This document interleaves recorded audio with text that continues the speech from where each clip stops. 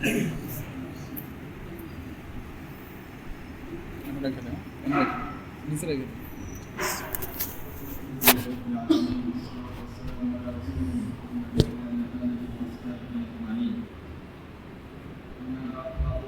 من الشيطان الرجيم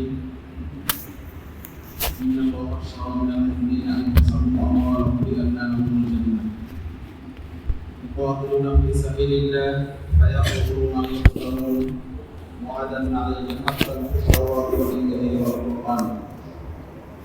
قال الله تعالى في آية أخرى: وأعدوا لهم ما استطعتم من قوة ومن رباط الخيل ترهبون به عدو الله وعدوكم. وقال النبي صلى الله عليه وسلم: إن في الجنة 100 درجة أعدها الله للمجاهدين في سبيل الله ما بين درجتين كما بين السماء والأرض. وقال النبي صلى الله عليه وسلم: عينان لا تمسهما النار، عين بكت من خشية الله وعين باتت تحرس في سبيل الله. وقال النبي صلى الله عليه وسلم: جاهدوا المشركين بأموالكم وأنفسكم وألسنتكم. صدق الله العظيم وصدق رسوله الكريم ونحن على ذلك من الشاهدين والشاكرين والحمد لله رب العالمين.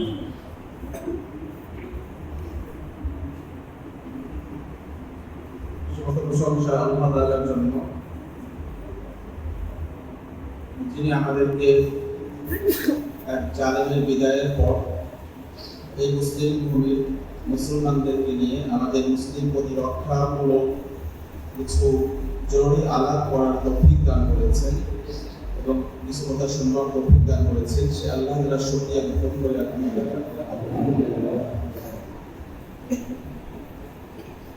আমাদের আলোচনার বিষয়, আমরা ভূমিকা ছাড়াই মূল আলোচ্য বিষয়ে চলে যাই। আমরা তো সবাই মুসলমান, আমরা সবাই কালিমাতুত তাওহীদ লা ইলাহা ইল্লাল্লাহ এই কালিমার পাঠ করি। তো একজন ব্যক্তি যখন মুমিন হয়, যখন ঈমান আনে, তার জন্য কিছু কর্তব্য এবং তার জন্য কিছু দায়িত্ব তার জন্য অপরিহার্য হয়ে যায়। শুধু কি কালিমা পাঠ করলেই তার দায়িত্ব শেষ হয়ে যাবে? না, কালিমা পাঠ করার পর আরো কিছু দায়িত্ব রয়েছে। তো এই কালিমা পাঠ করার পর সবচেয়ে জরুরি এবং সবচেয়ে অপরিহার্য বা অত্যন্ত গুরুত্বপূর্ণ একটি দায়িত্ব হলো এই কালিমাকে রক্ষা করা এবং এই কালিমার ধারক বাহক, এই কালিমা পাঠকারীদের জন্য নিরাপত্তা নিশ্চিত করা। এটা এই কালিমার ধারক বাহক বা এই কালিমা পাঠকারী প্রতিটি মুসলমানের জন্য অপরিহার্য কর্তব্য। তো এই কালিমা পাঠ করার পর আমাদের জন্য এই কর্তব্যটা কেন দেওয়া হয়েছে? এটার কারণ হলো, পৃথিবীতে প্রতিটি মূল্যবান জিনিস, প্রতিটি দামি জিনিস যতটা দামি হয়, তার হেফাজত এবং তার রক্ষণাবেক্ষণের পদ্ধতি বা সিস্টেমটা তত শক্তিশালী হয়। তো আমরা মুমিন যারা, আমরা মুসলিম যারা, আমরা বিশ্বাস করি, আমরা এই আকীদা লালন করি যে পুরো পৃথিবীর মধ্যে সবচেয়ে দামি সম্পদের নাম কি? ঈমান। ঈমান যেহেতু সবচেয়ে দামি সম্পদ, ঈমান যেহেতু মুসলমানদের সবচেয়ে গুরুত্বপূর্ণ সম্পদ, সুতরাং এটা রক্ষা করার জন্য এবং এটার দাবিগুলোকে যথাযথভাবে আদায় করার জন্য মুসলমানদের গুরুত্ব এবং তাদের প্রচেষ্টাও সবচেয়ে বেশি হওয়া জরুরি। এই কালিমা যেহেতু দামি, এই ঈমান যেহেতু সবচেয়ে মূল্যবান, এই জন্য এই ঈমান হরণ করার জন্য, এই ঈমান নষ্ট করার জন্য শয়তানের প্রচেষ্টাও থাকে সবচেয়ে বেশি। শয়তান দুই প্রকার, একটা হচ্ছে মিনাল জিন্নাতি আর একটা ওয়ান্নাস। সূরা নাসের শেষে যে আয়াতের অংশ রয়েছে, মিনাল জিন্নাতি ওয়ান্নাস, জিন শয়তান আর মানুষ শয়তান। জিন শয়তান এরা আমাদের উপরে আঘাত করে, আমাদের ঈমান নষ্ট করার চেষ্টা করে, অন্তরের মধ্যে ওয়াসওয়াসা, অন্তরের মধ্যে মনগণনা ঢেলে তারা আমাদের নফসের মধ্যে, আমাদের অন্তরের মধ্যে তারা বিভিন্ন ধরনের প্রবণতা দেয়, বিভিন্ন ধরনের ওয়াসওয়াসা ঢেলে দেয়, যার কারণে আমাদের ঈমান অনেক সময় নড়বড় হয়ে যায়, অনেক সময় নষ্ট হয়ে যায়। আর মানুষ শয়তান। মানুষ শয়তানের কাজ দ্বিমুখী। এরা যেমন আমাদের অন্তরে এবং আমাদের ভিতরে যেমন আঘাত করতে পারে, ভীতি তৈরি করতে পারে, অনেক সময় আমাদের অন্তরের ভিতকে নড়বড় করে দিতে পারে, অনুরূপভাবে আমাদের শারীরিকভাবে, বাহ্যিকভাবে, জাগতিকভাবেও তারা আমাদের এই ঈমানের কাজে, আমাদের ঈমানকে নষ্ট করার জন্য নানান প্রচেষ্টা এবং নানান ষড়যন্ত্র করতে পারে। এই দৃষ্টিকোণ থেকে বলা যায় মানুষ শয়তান, জিন শয়তানের মধ্যে আমাদের মুমিন এবং মুসলমানদের জন্য কোন শয়তান অধিক ক্ষতিকর? মানুষ শয়তান হচ্ছে অধিক ক্ষতিকর। মানুষ শয়তান এরা মানুষের ঈমানের জন্য অধিক হুমকি, অধিক বড় ক্ষতির কারণ। কারণ মানুষ শয়তানকে এড়িয়ে চলা, মানুষ শয়তানকে প্রতিহত করা তুলনামূলকভাবে জিন শয়তানকে প্রতিহত করার চাইতে অনেক কঠিন। এই জন্য আল্লাহ তাআলা এই দ্বীনকে হেফাজত করার জন্য, ঈমানকে হেফাজত করার জন্য কিছু বিধান এবং কিছু নীতিমালা রেখেছে। শয়তান থেকে বাঁচার জন্য অল্প কিছু আমল আছে, সকাল বিকালে কিছু আজকার আছে, কিছু দোয়া আছে, বেশ কিছু নিয়ম আছে। এগুলো যদি ফলো করা হয় তাহলে শয়তানের ওয়াসওয়াসা এবং শয়তানের আক্রমণ থেকে সহজে বাঁচা যায়। কিন্তু মানুষের আক্রমণ এবং মানুষের এই সকল যে প্রতিরোধ, এখান থেকে বাঁচতে হলে আপনাকেও প্রতিরোধী হতে হবে। আপনাকেও মানুষ যেভাবে আক্রমণ করবে, মানুষ যেভাবে আপনাকে ক্ষতি করবে, আপনাকেও ঠিক সেভাবে শক্তিশালী এবং সেভাবে আপনাকে প্রতিরোধকামী হতে হবে। যদি না হন তাহলে আপনার জান, আপনার মাল, আপনার ইজ্জত, আপনার দিন সবগুলোকেই তা নষ্ট করে দেবে। এই জন্য ইসলাম এটা যেমন শান্তি এবং এটা যেমন মানুষের জন্য কল্যাণকর ধর্ম, অনুরূপভাবে এখানে সকল অকল্যাণ এবং সকল ক্ষতিকর বিষয় থেকে বাঁচার জন্য এখানে শক্তি এবং এখানে সমরনীতি এবং এখানে প্রতিবাদ এবং প্রতিরোধের ব্যবস্থাও কি রয়েছে, যথাযথভাবে এই সিস্টেমে রাখা হয়েছে। কিন্তু আজকের যুগে দুর্বল মুসলমান যারা আছে, যারা পরাজিত মানসিকতার মুসলমান আছে, তারা এই যুদ্ধ রীতি বা সমর নীতিকে তারা আমাদের এই যুগের জন্য নিজেদের জন্য লজ্জার মনে করে, নিজেদের জন্য তারা এটাকে কালি মনে করে। এটা আমাদের জন্য খুবই লজ্জা এবং খুবই হতাশার ব্যাপার যে যেটা আমাদের ঈমান রক্ষার কবচ ছিল, যেটা আমাদের ঈমান রক্ষা করার জন্য প্রতিরোধ ছিল, সেই সিস্টেমটাকেই আমরা বর্তমান সময়ে নিজেদের জন্য লজ্জা পাচ্ছি এবং কাফের মুশরিকদের, পশ্চিমাদের বিভিন্ন প্রপাগান্ডার জবাবে আমরা এই সিস্টেমটাকে আমরা বলছি যে এটা ইসলাম এবং মুসলমানদের সাথে যায় না। এটা একসময় মুসলমানদের জন্য সীমিত আকারে ছিল, কিন্তু আজকের যুগে মুসলমানদের ঈমান রক্ষা করার জন্য এই যে প্রতিরোধ ব্যবস্থা, ইসলামের সমর নীতি রয়েছে, এই নীতিটা কি মুসলমানদের বৈশিষ্ট্য নয়, এটা নাকি ইসলামের সাথে সামঞ্জস্যপূর্ণ নয়, এমন কথা অনেকে বলে কিনা। এই জন্য আজকের যুগে আমাদের ঈমান রক্ষা করার জন্য এই প্রতিরোধ ব্যবস্থার নীতিগুলো, প্রতিরোধ ব্যবস্থার যে নিজাম ইসলামে রেখেছে, কেন রেখেছে এবং এটার দরকার কেন, আজকে আলোচনা আমরা সেটা স্পষ্ট করার চেষ্টা করবো ইনশাআল্লাহ। তো প্রতিরোধ ব্যবস্থা, ইসলাম যখন আপনি কালেমা পড়েছেন তখন ইসলাম আপনি 5টি জিনিসের নিরাপত্তা দেয়। 1 নম্বর হচ্ছে আপনার জানের নিরাপত্তা দেয়, 2 নম্বর আপনার সম্পদের নিরাপত্তা দেয়, 3 নম্বর আপনার ইজ্জত এবং সম্মানের নিরাপত্তা দেয়, 4 নম্বর আপনার নফসের নিরাপত্তা দেয়, 5 নম্বর এটা আপনার দ্বীন এবং আকীদার নিরাপত্তা দেয়। এই 5টি নিরাপত্তা যখন ইসলাম আপনাকে দিয়েছে, এই 5টি নিরাপত্তা যেন লঙ্ঘিত না হয়, নষ্ট না হয়, এই নিরাপত্তাকে কেউ যেন বিঘ্ন ঘটাতে না পারে, তার জন্য ইসলামে এটার জন্য কিছু নিয়ম রেখেছে যাতে মুসলমানরা, মুমিনরা এই 5টি নিরাপত্তার সাথে আল্লাহর জমিনে থেকে আল্লাহ তাআলার ইবাদত করতে পারে। তো আল্লাহ তাআলার ইবাদত যখন আপনি শুরু করবেন, কাজ শুরু করবেন, দাওয়াত দিবেন, মানুষকে যখন ইসলামের দিকে আহ্বান করবেন, ইসলামের বিধিবিধানের কথা বলবেন, আপনি যখন দণ্ডবিধির কথা বলবেন, আপনি যখন চোর, সন্ত্রাসী এবং বিভিন্ন ধর্ষক এবং বিভিন্ন ধরনের যারা দুর্নীতিবাজ তাদের বিরুদ্ধে যখন আওয়াজ করবেন, তখন দুনিয়ার শয়তানরা আপনার এই আওয়াজকে গ্রহণ করবে না প্রত্যাখ্যান করবে? শুধু কি প্রত্যাখ্যান করবে, নাকি আপনার এই আওয়াজকে চিরতরে মিটিয়ে দেওয়ার জন্য তারা সর্বাত্মক চেষ্টা চালাবে? সুতরাং আপনি যখন মানুষকে কল্যাণের দিকে আহ্বান জানাবেন, মানুষকে যখন নিরাপত্তার কথা বলবেন, তখন যারা মুফসিদ, যারা দুনিয়াতে ফাসাদ সৃষ্টিকারী, বিশৃঙ্খলা সৃষ্টিকারী, তাদের পক্ষ থেকে বিভিন্ন ঘাত এবং প্রতিঘাত আসবে। এটার জন্য ইসলামে রয়েছে জিহাদের বিধান, ইসলামে রয়েছে প্রতিরক্ষা, প্রতিরক্ষা নীতি, সমনীতি রয়েছে। এটা আসলে এটা ইসলাম এবং মুসলমানের বৈশিষ্ট্য না, এটা পৃথিবীর যে কোনো জাতি, পৃথিবীর যে কোনো মতবাদ, পৃথিবীর যে কোনো চিন্তা, সেটাকে রক্ষা করার জন্য প্রত্যেকটার মধ্যে কিছু কি রয়েছে, প্রতিরোধ নীতি রয়েছে, প্রতিরক্ষা নীতি রয়েছে। এমনকি আজকের যুগে আপনারা যারা কম্পিউটার মোবাইল চালান, কম্পিউটার মোবাইলের মধ্যেও বিভিন্ন ভাইরাস অ্যাটাক করে কিনা, এটার জন্য প্রতিরোধের ব্যবস্থা আছে কিনা, একটি ভাইরাস। তো বোঝা যাচ্ছে পৃথিবীতে প্রত্যেকটা জিনিসের কি রয়েছে, প্রতিরোধ ব্যবস্থা রয়েছে। এই যে মসজিদ বা ঘর, আপনারা ঘরে থাকেন, যে বাড়িতে থাকেন, এখানে একটা মেইন গেট এবং দরজা আছে কিনা, লক আছে কিনা? কেন আছে? কারণ দুনিয়ার সব মানুষ ভালো, সবাই ভালো না। আপনার ঘরের মধ্যে চোর, ডাকাত, ধর্ষক, বিভিন্ন অনাচারকারী মানুষ ঢুকে আপনার কি করতে পারে, যার মাল ইজ্জতের ক্ষতি করতে পারে। যার কারণে আপনার পরিবারকে সেফটি দেওয়ার জন্য, আপনার ঘরকে নিরাপদ রাখার জন্য, আপনার সম্পদকে হেফাজতে রাখার জন্য আপনার লক দরকার হয়, দরজার দরকার হয়। তো অনুরূপভাবে ইসলামী বিধান, ইসলামের এই তাওহীদের দাওয়াত এবং শয়তানের বিরুদ্ধে যে দাওয়াত আল্লাহ তাআলা আমাদেরকে দিয়ে পাঠিয়েছেন, এই দাওয়াত যখন আপনি দিবেন, এই দাওয়াত যখন মানুষের কাছে বলবেন, তখন যারা ফাসাদ সৃষ্টিকারী, যারা অনাচারকারী, যারা অপরাধী, তাদের গায়ে আগুন ধরে যায়। তারা তখন আপনার এই দাওয়াতকে মিটিয়ে দিতে চাইবে, আপনার এই দাওয়াতকে তারা প্রত্যাখ্যান করবে এবং এই দাওয়াতকে সর্বাত্মকভাবে তার চেষ্টা করবে এটা যেন নষ্ট হয়ে যায় এবং এটা ধারক বাহকটা যেন দুনিয়া থেকে নিশ্চিহ্ন হয়ে যায়। এটা হচ্ছে ইসলামী প্রতিরক্ষা ব্যবস্থা দেওয়ার কারণ।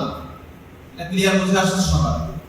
এই প্রতিরক্ষা ব্যবস্থা এটা দুনিয়ার যে কোনো নিজাম, দুনিয়ার যে কোনো গুরুত্বপূর্ণ বিষয়, দুনিয়ার যে কোনো মূল্যবান বস্তুর জন্য প্রতিরক্ষা ব্যবস্থা আছে নাকি নাই?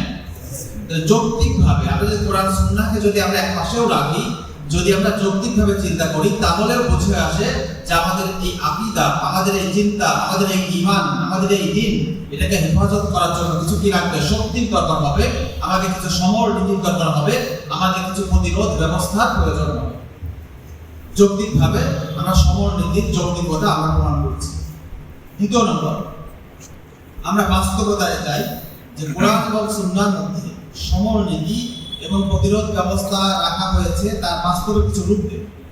নবী করিম সাল্লাল্লাহু আলাইহি ওয়াসাল্লামের নবুয়তের জিন্দেগি কত বছর ছিল?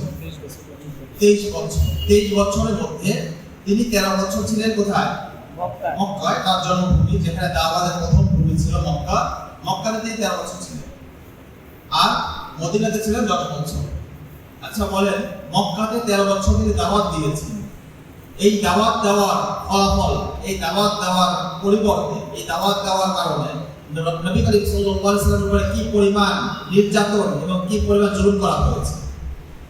কোনো জুলুম নাই, এমন কোনো অত্যাচার নাই, এমন কোনো সিস্টেম নাই যেটা তারা বাকি রাখেনি। সকল সিস্টেমকে তারা রাসূলের উপরে তারা অ্যাটাক করেছে এবং তার সাহাবীদের উপর তারা সর্বাত্মকভাবে জুলুম করেছে। এবং তিনি দাওয়াত দিয়েছেন নরম ভাষায়, তাকে তিনি তলোয়ার হাতে নিয়েছিলেন, লাঠি হাতে নিয়েছিলেন, এমনকি ধমক পর্যন্ত দেন। আল্লাহ তাআলা আদেশ দিয়েছিলেন, ফাসবির সবরান জামিলা, যে আপনি ভালোভাবে, সুন্দরভাবে, আপনি ধৈর্যের সাথে আপনি কি করেন, সবর করেন, আপনি অপেক্ষা করেন। রাসূলুল্লাহ সাল্লাল্লাহু আলাইহি ওয়াসাল্লাম 13 বছর কি করেছেন? অপেক্ষা করেছেন, উম্মাহকে শিখিয়ে দেওয়ার জন্য, জানিয়ে দেওয়ার জন্য এই পদ্ধতিতে দাওয়াত দিলে কি হবে এটা উম্মাহ আমার কাছ থেকে শিখে নাও। আমি 13 বছর দাওয়াত দিয়েছি, আমাকে মক্কাবাসী গ্রহণ করে, আমার মাথায় নারী ভুল চাপিয়ে দিয়েছে, আমাকে তারা পাথর দিয়ে রক্তাক্ত করেছে, এমনকি হিজরতের আগের রাতে তাকে শহীদ করে দেওয়ার জন্য মক্কার সকল গোষ্ঠী থেকে একজন লোক নিয়োগ দিয়ে তার রাসূলের বাড়িকে কি করেছিল, ঘেরাও করেছিল। রাসূলকে হত্যা করার জন্য, শহীদ করার জন্য তারা কি করেছে, সর্বাত্মক চেষ্টা করেছে। আর আল্লাহ রাসূল সাল্লাল্লাহু আলাইহি ওয়াসাল্লাম সুন্দরভাবে তাদেরকে ভালোভাবে আখলাকের সাথে, নৈতিকতার সাথে, অত্যন্ত দরদপূর্ণ ভাষায় দাওয়াত দিয়ে মোট সংখ্যা সাথে জুগিয়েছিলেন কয়জন বলতে পারবেন? সর্বসাকল্যে 100 জন। ইতিহাসবিদ বলেছেন 80 জন, 100 জন, বাকি লোক বলেছেন 200 কাছাকাছি। এমন সংখ্যক সাহাবী তৈরি হয়েছে কোথায়? মক্কার 13 বছরের জিন্দেগি। আপনি এখানে যতগুলো লোক আছেন প্রায় এরকম এক দল লোক তৈরি হয়েছে 13 বছরের, অল্প কিছু সাহাবী তৈরি হয়েছে। 13 বছরের মধ্যে মাত্র 80, 100 বা মতান্তরে 200 জন পর্যন্ত তারা ঈমান এনেছে। কিন্তু রাসূলুল্লাহ সাল্লাল্লাহু আলাইহি ওয়াসাল্লাম যখন এই ঈমানের দাওয়াত নিয়ে মদিনাতে গমন করলেন, হিজরত করলেন। মদিনাতে যাওয়ার পর মাত্র কয় বছর ছিল? 10 বছর।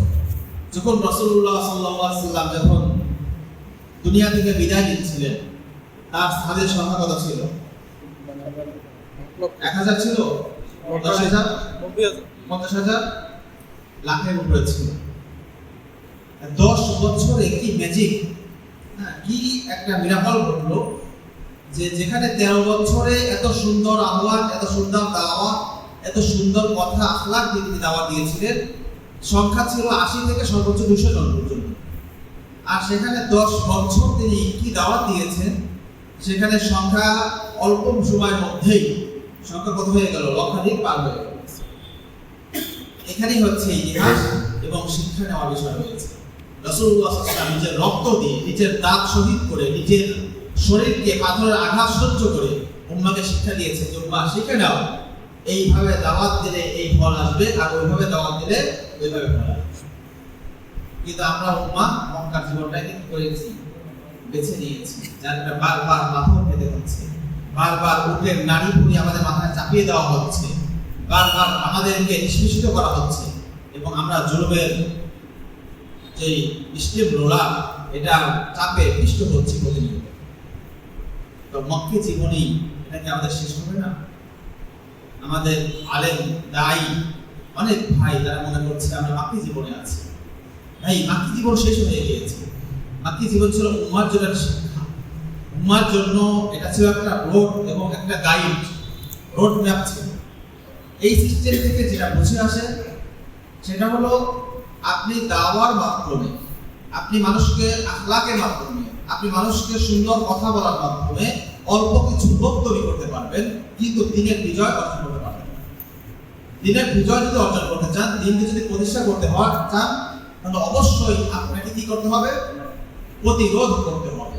যখন বাধা আসবে, বাধাকে কি করতে হবে? আপনাকে পাল্টা আঘাত করতে হবে। আপনার উপর যখন আক্রমণ করা হবে, তখন আপনি পাল্টা আক্রমণ করতে হবে।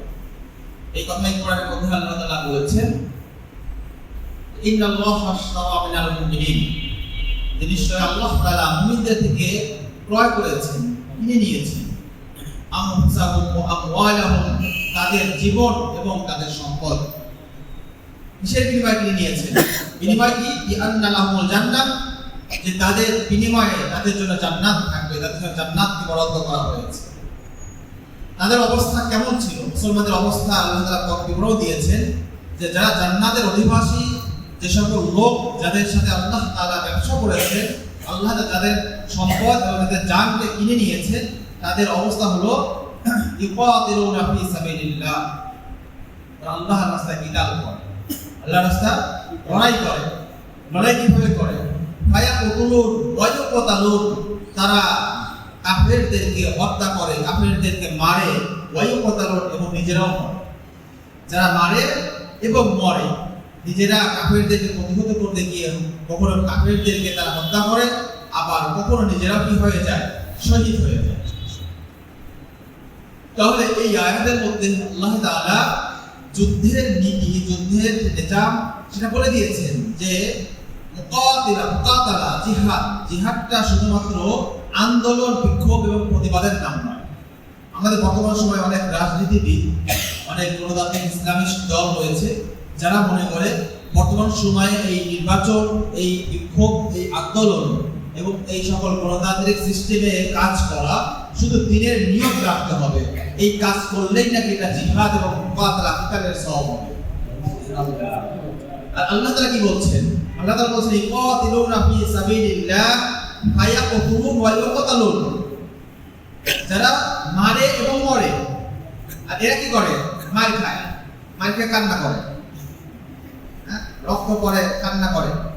এরা তো মারতে পারে না, মারার সাহস নাই, শক্তি নাই, কারণ এরা কোরআন এবং সুন্নাহর বিধানকে তারা পরিত্যাগ করেছে, বর্জন করেছে, ছেড়ে দিয়েছে। এজন্য আল্লাহ তাআলা কাফের, মুশরিক, মুনাফিক, গাদ্দার, মুরতাদ এদেরকে চাপিয়ে দিয়েছেন আমাদের উপর। তারা আমাদের একবারে চরমারে দাঁত পড়ে যায়, একবারে চরমারে রক্ত পড়ে, আমাদের পিঠে গুলি মারে, আমার পেট থেকে রক্ত প্রবাহিত হয়, কিন্তু আমরা বিজয় অর্জন করতে পারি না, আমরা কাঙ্ক্ষিত গন্তব্যে বুঝতে পারি না। এজন্য জিহাদের যে বিবরণ কিতালের যে বিধান, যে পদ্ধতি আল্লাহ তাআলা কোরআনে বর্ণনা করেছেন, এটাই একমাত্র কিতাল এবং জিহাদের সঠিক মানহাজ, সঠিক পথ। কিন্তু আজকের যুগে যারা ডেমোক্রেসি, যারা গণতান্ত্রিক পদ্ধতিতে যারা দিন কায়েম করতে যায়, ইসলাম প্রতিষ্ঠা করতে যায়, তারা কখনো বিজয়ী হবে না। তারা সর্বদা শুধু মারই খাবে, সর্বদা শুধু লাঞ্ছিতই হবে, সর্বদা শুধু বঞ্চিতই হবে।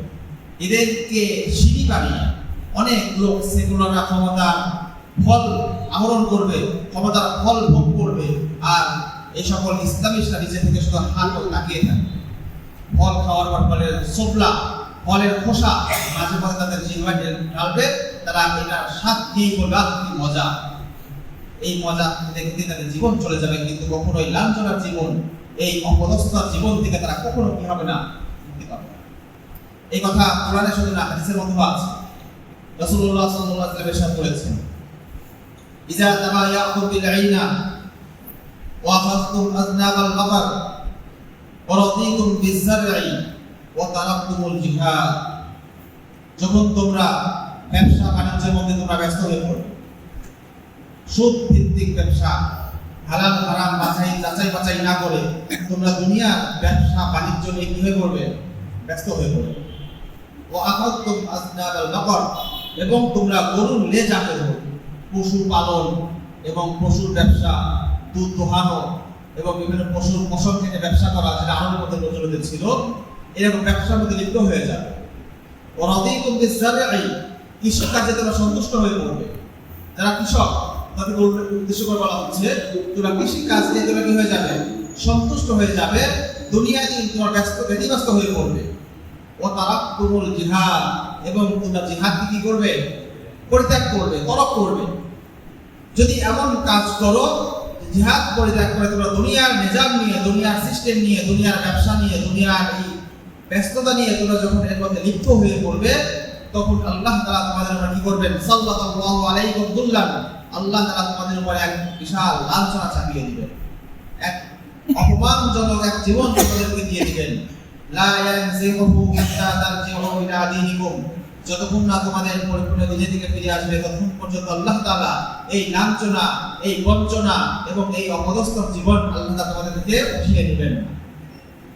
লাঞ্ছনার জীবন আসার একটা কারণ কি, জিহাদকে যদি ছেড়ে দেওয়া হয়, প্রতিরক্ষাকে যদি অস্বীকার করা হয়, প্রতিরোধ আন্দোলনকে যদি আপনারা নিজেদের জন্য লজ্জার মনে করেন, যদি নিজেদের জন্য এটাকে ক্ষতির কারণ মনে করেন, যদি পশ্চিমাদের চোখে ভালো হওয়ার সুশীল সাজার যদি চেষ্টা করেন, তাহলে এই লাঞ্ছনার জীবন থেকে মুসলমানদের মুক্তি হওয়া সম্ভব। কিন্তু মুসলমানরা আজ পুরা পৃথিবীতে কান্না করছে, পুরা পৃথিবীতে মুসলমান চিৎকার করছে যে আমরা এত মুসলমান, আমরা এত কোটি মুসলমান, 200 কোটি মুসলমান, কিন্তু মুসলমানদের বিজয় আসছে না কেন, মুসলমানদের এই লাঞ্ছনার জীবন শেষ হচ্ছে না কেন?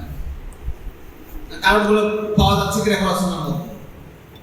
এইবার আসে প্রতিরোধ ব্যবস্থা বলছিলাম। মাক্কি জীবনে রাসূলুল্লাহ সাল্লাল্লাহু আলাইহি ওয়াসাল্লামের জন্য প্রতিরোধ ব্যবস্থা ছিল না। না থাকার কারণ কি ছিল?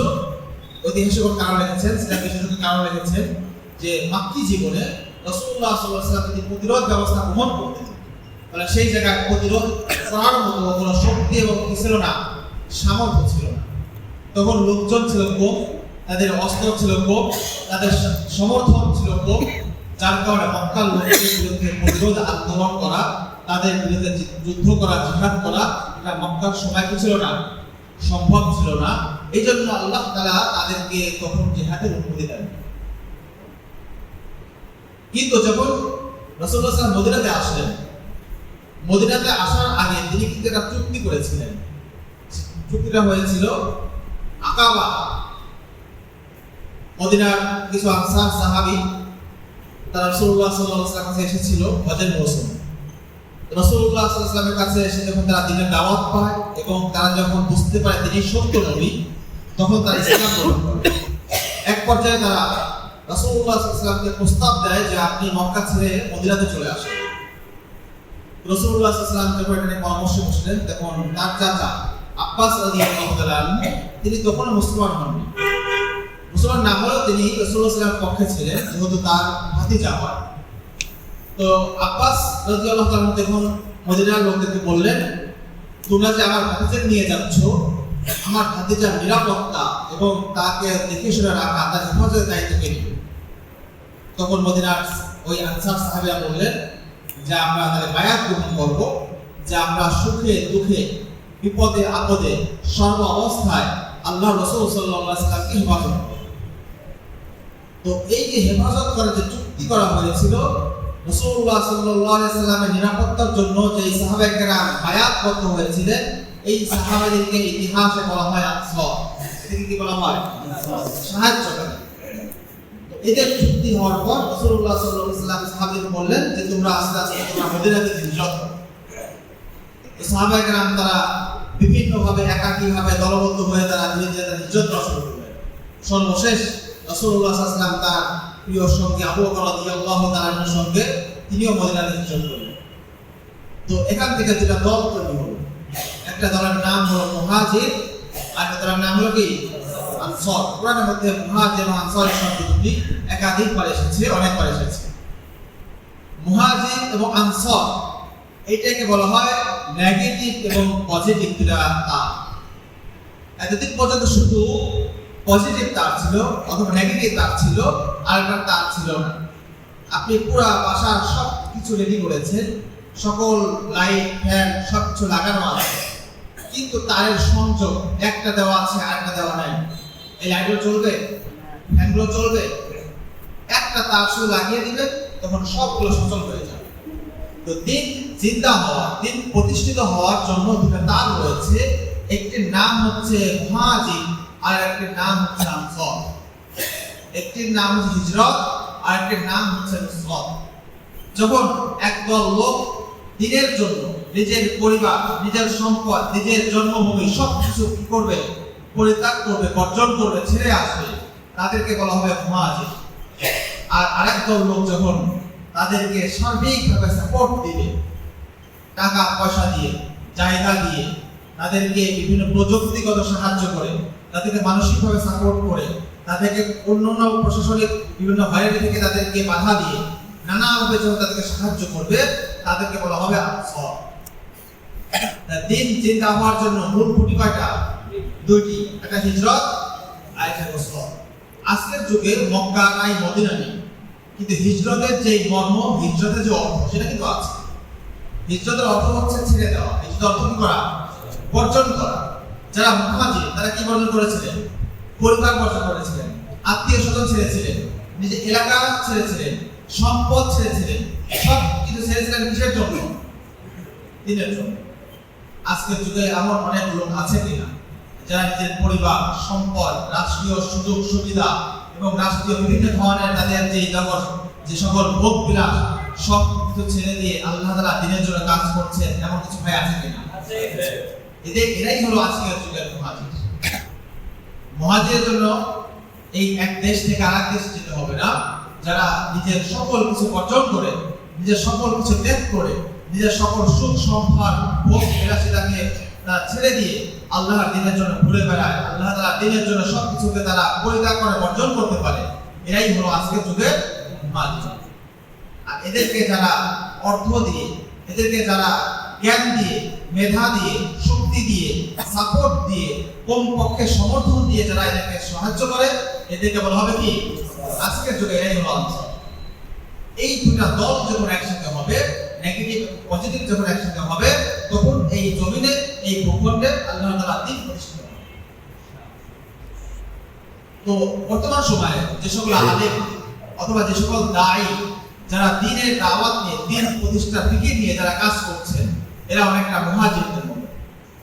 আর যারা এই দাওয়াতকে গ্রহণ করে নিয়েছে, এই দাওয়াতকে প্রতিষ্ঠা করার যা করণীয় তা করার চেষ্টা করছে, এটার জন্য তারা ফিকির করছে, বিভিন্ন জায়গায় তারা দৌড়াদৌড়ি করছে, বিভিন্ন জায়গায় অর্থ খরচ করছে, বিভিন্ন সময় ব্যয় করছে, নিজেদের যে প্রযুক্তিগত সক্ষমতা বা মেধা, এই মেধা প্রযুক্তি কাজে লাগাচ্ছে, এরা হচ্ছে কার মতো? আনসারের মতো। আজকের যুগে আলেম এবং দায়ী এবং জেনারেল এই দুটো সমন্বয় দরকার আছে কিনা? যদি আলেম এবং দায়ীরা মনে করে জেনারেল ভাইদের দরকার নেই, আমরাই দিন প্রতিষ্ঠা করে ফেলবো, হবে? এদের অবস্থা কার মতো হবে? মক্কার সাহাবীদের মতো হবে। কার মতো হবে? মক্কার সাহাবীদের মতো। দিন মজবুত, ঈমান মজবুত, কোনো সন্দেহ নেই, কিন্তু দুনিয়ার শাস্তি, দুনিয়ার নির্যাতন থেকে বাঁচতে পারবে। দুনিয়ার পাথরের আঘাত, দুনিয়ার নারী বুড়ির যে নির্যাতন, কষ্ট, বন্ধ, এটা থেকে বাঁচার সুযোগ নেই।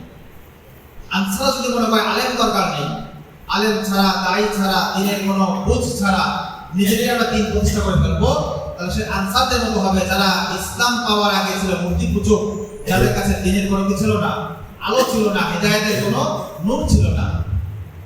তাহলে কি রাখবে? দুইটাই রাখবে। যখন হিজরত এবং নুসরত হবে, তখন ওই ভূখণ্ডে আল্লাহ তাআলা দিন কি হবে? যেতে হবে। তো এইভাবে রাসূলুল্লাহ সাল্লাল্লাহু আলাইহি ওয়াসাল্লাম যখন হিজরত এবং নুসরতকে একসাথে করলেন, তখন আল্লাহ তাআলার পক্ষ থেকে রাসূলুল্লাহ সাল্লাল্লাহু আলাইহি ওয়াসাল্লামকে প্রতিরোধ করার জন্য কি দেওয়া হলো? অনুমতি দেওয়া হলো। জিহাদের 4টা স্তর রয়েছে, 4টা ভাগ রয়েছে। প্রথম ভাগ ছিল যে যখন তাদেরকে আটক করা হতো, মুসলমানদের নির্যাতন করা হতো, তখন প্রথম বিধান ছিল যে এটাকে ধৈর্য ধরতে হবে, সহ্য করতে হবে, এটাকে প্রতিরোধ করা যাবে না। এটা ছিল মাক্কি জীবন। মাক্কি জীবনে যখন মুসলমানদের উপরে জুলুম নির্যাতন করা হচ্ছিল, তখন আল্লাহ তাআলার পক্ষ থেকে তাদের উপরে হুকুম ছিল ফাসবির সাবরান জামিলা, যে আপনি ধৈর্য ধারণ করুন, এই মুহূর্তে প্রতিহত করতে চাইেন না, প্রতিবাদ করতে যাবেন না। দ্বিতীয় নম্বর মারহালা বা দ্বিতীয় স্তর হলো উযিনালিল লাযিনা ইকাতালুন, যে যাদের সাথে যুদ্ধ করা হয়, যাদেরকে জুলুম করা হয়, তাদেরকে প্রতিহত করার জন্য, জিহাদ করার জন্য অনুমতি দেওয়া হয়েছে। এটা মদিনাতে যখন রাসূলুল্লাহ সাল্লাল্লাহু আলাইহি ওয়াসাল্লাম হিজরত করে আসছেন, তখন আল্লাহ তাআলা বললেন এখন থেকে আমাদের দান, আমাদের সিস্টেম কি হয়ে গেছে? উল্টে গিয়েছে। এখন থেকে আর এক গালে চড় মারলে আরেকটি গাল, আরেকটি চড় এগিয়ে দেওয়া যাবে না। এখন কি করতে হবে? একটা থাপ্পড় মারলে আমি একটা থাপ্পড় মারবো, একটি আঘাত করলে আমি একটা আঘাত করবো, আমাকে যদি কেউ লাথি মারে আমিও তাকে লাথি মারবো। বুঝি না, তাদেরকে অনুমতি দেওয়া হয়েছে। তখনও কি করা হয়নি? ফরজ করা হয়নি, আবশ্যক করা হয়নি। তো ওই সময় যারা প্রতিরোধের জন্য যারা উৎসাহী ছিলেন, সাহাবীদের মধ্যে যারা বীরত্বপূর্ণ, যারা বীর ছিলেন, যারা সাহসী ছিলেন, তারা এই আয়াতকে গ্রহণ করলেন। তখন তারা কি করলেন? বিভিন্ন কাফেরদের যে বাহিনী আছে, তাদের যে কাফেলা আছে, তাদেরকে মাঝে মধ্যে তারা আক্রমণ শুরু করলেন। এরপর 3 নম্বর মারহালা, 3 নম্বর স্তর হলো যে তাদের জন্য জিহাদকে ফরজ করে দেওয়া হয়েছে যদি তাদেরকে কি করা হয়? অ্যাটাক করা হয়। যদি তারা আক্রমণের শিকার হয়, তাহলে তাদের প্রতিরোধ করা, আক্রমণকে বাধা দেওয়া, উল্টা প্রতি আক্রমণ করা, এটা তাদের জন্য কি করে দেওয়া হয়েছে? ফরজ। তাহলে 2 নম্বর ছিল অনুমতি, জায়েজ, আর 3 নম্বরে একই অবস্থা, কিন্তু এটা ফরজ করে দেওয়া হয়েছে। এরপর যখন মক্কা বিজয় হলো, পুরা দিন প্রতিষ্ঠিত হয়ে গেল, তখন বলা হলো যে না, এখন শুধু আক্রমণের শিকার হলে না, এটা নয়, বরং যারা আক্রমণ করতে পারে সম্ভাবনা আছে, যারা আক্রমণ করার আশঙ্কা আছে, এমন কোন কাফেরকেও কি করা যাবে না? ছেড়ে দেওয়া যাবে না। একদমই আক্রমণাত্মক জিহাদ করতে হবে। জিহাদ এর মারহালা কয়টা ছিল? 4টা। প্রথম নম্বর ছিল অনুমতি ছিল না, সবর করার মারহালা ছিল, সবর করার স্তর ছিল, একটা সময় ছিল। এরপর যখন 13 বছরের সবর শেষ হলো, মদিনাতে যাওয়ার পর 3টা স্তর হয়েছে। প্রথম স্তরে হলো প্রতিরক্ষার জন্য অনুমতি দেওয়া হয়েছে। 3 নম্বরে প্রতিরক্ষার জন্য ওয়াজিব করে দেওয়া হয়েছে, আবশ্যক করে দেওয়া হয়েছে, ফরজ করে দেওয়া হয়েছে। 4 নম্বর শুধু প্রতিরক্ষাই নয়, বরং আক্রমণ করেনি কিন্তু আক্রমণ করতে পারে, আক্রমণ করার মতো ওদের অ্যাবিলিটি আছে, সামর্থ্য আছে, তাহলে তাদেরকে ছেড়ে দেওয়া যাবে না। তাদেরকে কি করতে হবে? আক্রমণ করে তাদের শক্তিকে নস্যাৎ করে দিতে হবে, ভেঙে দিতে হবে, যাতে দুনিয়াতে তারা ঈমান এবং আমাদের দ্বীনের জন্য কখনো হুমকি তৈরি করতে না পারে। এই 4টা হচ্ছে কি? জিহাদের মারহালা, স্তর, যেটা আল্লাহ তাআলা ধাপে ধাপে মুসলমানদের জন্য ফরজ করেছেন। এই 4টি মারহালা পার হয়েছে। কিন্তু বর্তমান সময়ে অনেক মডারেট মুসলিম তারা বলে জিহাদ মানেই হচ্ছে আক্রমণাত্মক জিহাদে কোনো জিহাদ নেই, সব জিহাদ হচ্ছে প্রতিরক্ষামূলক জিহাদ। তারা জিহাদে একদমই আক্রমণাত্মক জিহাদ, যে জিহাদটা নিজেদের পক্ষ থেকে কাফেরদের শান শৌকত, কাফেরদের শক্তি এবং তাদের যেই সক্ষমতা, এটাকে ভেঙে দেওয়ার জন্য যে জিহাদের বিধান রয়েছে, সেটা নাকি ইসলামে নেই। যদি নাই থাকে, তাহলে আবু বকর রাদিয়াল্লাহু তাআলা আনহু, ওমর রাদিয়াল্লাহু তাআলা আনহু, তারা যে রোম পারস্যকে আক্রমণ করলেন এবং পুরো পৃথিবীকে জয় করলেন, সাহাবায়ে কেরাম এই সকল কর্মবন্ধা ভুলছিল,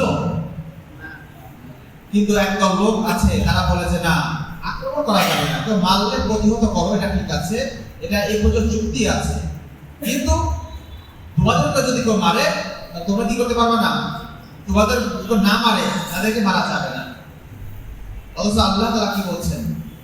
আল্লাহ তাআলা বলছেন ওয়াকাতিলুহুম হাত্তা লা তাকুনা ফিতনা হাত্তা ইয়াকুনা দীনু কুল্লুহু লিল্লাহ। তোমরা তাদের সঙ্গে যুদ্ধ করো, তোমরা তাদের সঙ্গে জিহাদ করো, হাত্তা লা তাকুনা ফিতনা, যতক্ষণ না কোনো ফিতনা নির্মূল হয়। অথবা অন্য আয়াতের মধ্যে আছে হাত্তা ইয়াকুনা দীনু কুল্লুহু লিল্লাহ, যে আল্লাহ তাআলার জন্য পুরো দিন সাব্যস্ত হয়ে যাবে, পুরো দিন প্রতিষ্ঠিত হয়ে যাবে। ফিতনা বলতে এখানে ফিতনাতুল কুফর, ফিতনাতুল শিরক, শিরক এবং কুফর এটা নির্মূল হওয়ার আগ পর্যন্ত আল্লাহ তাআলা কি করতে বলেছেন? জিহাদ করতে বলেছেন। আর অন্য আয়াতের মধ্যে বলেছেন যে দিন, আল্লাহ তাআলা দিন এই জমিনে প্রতিষ্ঠিত হওয়ার আগ পর্যন্ত লড়াই চলবে। হাদিসের মধ্যে রাসূলুল্লাহ সাল্লাল্লাহু আলাইহি ওয়াসাল্লাম এক কথা বলেছেন, ক্বালা নবী সাল্লাল্লাহু আলাইহি ওয়াসাল্লাম উমিতু আন উকাতিলান নাস হাত্তা ইয়াশহাদু আন লা ইলাহা ইল্লাল্লাহ ওয়া ইউকিমুস সালাতা ওয়া ইউতুজ যাকাত। আমাকে আদেশ করা হয়েছে আমি যেন মানুষের বিরুদ্ধে, মানুষের সাথে লড়াই করি। আদেশ কে করেছেন? আল্লাহ করেছেন। রাসূলুল্লাহ বলছেন, সহিহ হাদিস, হাদিস অস্বীকার করার কোনো উপায় নেই। রাসূলুল্লাহ সাল্লাল্লাহু আলাইহি ওয়াসাল্লাম বলছেন আমাকে আদেশ করা হয়েছে আমি যেন মানুষের বিরুদ্ধে লড়াই করি, যুদ্ধ করি। কতক্ষণ পর্যন্ত? হাত্তা ইয়াশহাদু আন লা ইলাহা ইল্লাল্লাহ, যতক্ষণ না এই সাক্ষ্য দিবে যে আল্লাহ তাআলা ছাড়া কোনো মাবুদ নাই, আল্লাহ তাআলা ছাড়া কোনো সার্বভৌমত্বের অধিকারী নেই, এমন সাক্ষ্য দেওয়ার আগ পর্যন্ত আমি মানুষের সাথে কি করব? লড়াই করব, যুদ্ধ করব। ওয়া ইউকিমুস সালাতা ওয়া ইউতুজ যাকাত, এবং শুধু কালিমা পাঠ করলেই হবে না, নামাজ আদায় করতে হবে এবং যাকাত দিতে হবে। আজকের যুগে দুনিয়াতে সবাই কি কালিমা পাঠকারী? নাই। কালিমা যারা পাঠ করেছে তারা কি সবাই সালাত আদায় করে? সবাইকে যাকাত দেয়? তাহলে জিহাদের বিধান বাকি আছে নাকি রহিত হয়ে গেছে? বাকি আছে, বাকি আছে, এটা ধরে রাখবে। ক্বালা নবী সাল্লাল্লাহু আলাইহি ওয়াসাল্লাম আল জিহাদু মাদিন মুদবাআসানি আল্লাহু তাআলা ইলা আন ইউকাতিলা আখির হাযিল উম্মতি দাজ্জাল লা ইউদিলুহু জাবরু জাইলিন ওয়ালা আদলু আদিল। নবী করিম সাল্লাল্লাহু আলাইহি ওয়াসাল্লাম বলেছেন আল জিহাদু মাদিন, জিহাদ চলতেই থাকবে, জিহাদ চলতেই থাকবে কত পর্যন্ত? ইলা আই ইউকাতিলা আখির হাযিল উম্মাহ, যতক্ষণ না এই উম্মতের সর্বশেষ ব্যক্তি, এই উম্মার সর্বশেষ ব্যক্তিকে বলতে পারবেন ঈসা ইবনে মারইয়াম আলাইহিস সালাতু ওয়াস সালাম, এই উম্মার সর্বশেষ ব্যক্তি অর্থাৎ সর্বশেষ নেতা। ঈসা আলাইহিস সালামের পরে মুসলমানদের আর এরকম বড় কোনো নেতা থাকবে না। এজন্য এই হাদিসের মধ্যে ঈসা আলাইহিস সালামকে সর্বশেষ নেতা বলা হয়েছে। ইলা আন ইউকাতিলা আখির হাযিল উম্মতি দাজ্জাল, যতক্ষণ না এই উম্মার শেষ ব্যক্তি ঈসা আলাইহিস সালাম তিনি দাজ্জালকে কি করবেন? হত্যা করবেন। দাজ্জালের হত্যার আগ পর্যন্ত, অর্থাৎ ইসলামী শরিয়া পুরো পৃথিবীতে কায়েম হওয়ার আগ পর্যন্ত কি চলতে থাকবে? জিহাদ চলবে। লা ইউবাদিলুহু, এই জিহাদকে কেউ বাতিল করতে পারবে না, কেউ রহিত করতে পারবে না। আদলু জাওরু জাইলিন ওয়ালা আদলু আদিল, জালিমের জুলুম অথবা ন্যায়পরায়ণ ব্যক্তির ন্যায়পরায়ণতা যেটাই চলুক না কেন, আমার দেশের শাসক, পৃথিবীর কোন বিশ্বমণ্ডল, সে জালিম হোক অথবা ন্যায়পরায়ণ হোক, যেটাই হোক না কেন, জিহাদের বিধান কি হবে না? রহিত হবে না। সুস্পষ্ট হাদিস।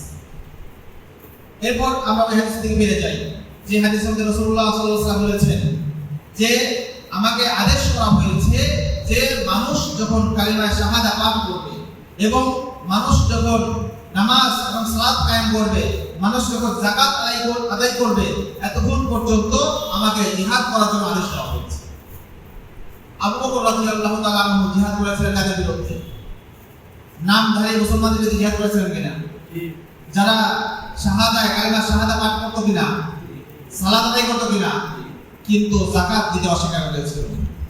শুধু যাকাত দিতে অস্বীকার করার কারণে সাহাবায়ে কেরাম ঐক্যমতের ভিত্তিতে সকল সাহাবী একমত হয়ে গিয়েছে যে তাদের বিরুদ্ধে যুদ্ধ করাটা ফরজ।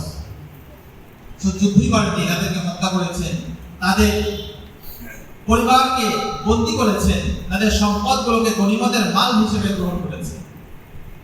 শুধু যাকাতের মাসআলাকে অস্বীকার করার কারণে, না দেওয়ার কারণে, আদায় করতে তারা প্রত্যাখ্যান করার কারণে তাদের বিরুদ্ধে যদি জিহাদ করা হয়, তাহলে বর্তমান পৃথিবীর কট্টর কাফের, মুনাফিক, গাদ্দার এরকম অসংখ্য যারা দুনিয়ার ভাইরাস রয়েছে তাদের বিরুদ্ধে জিহাদ করা ফরজ না হয়ে যাবে।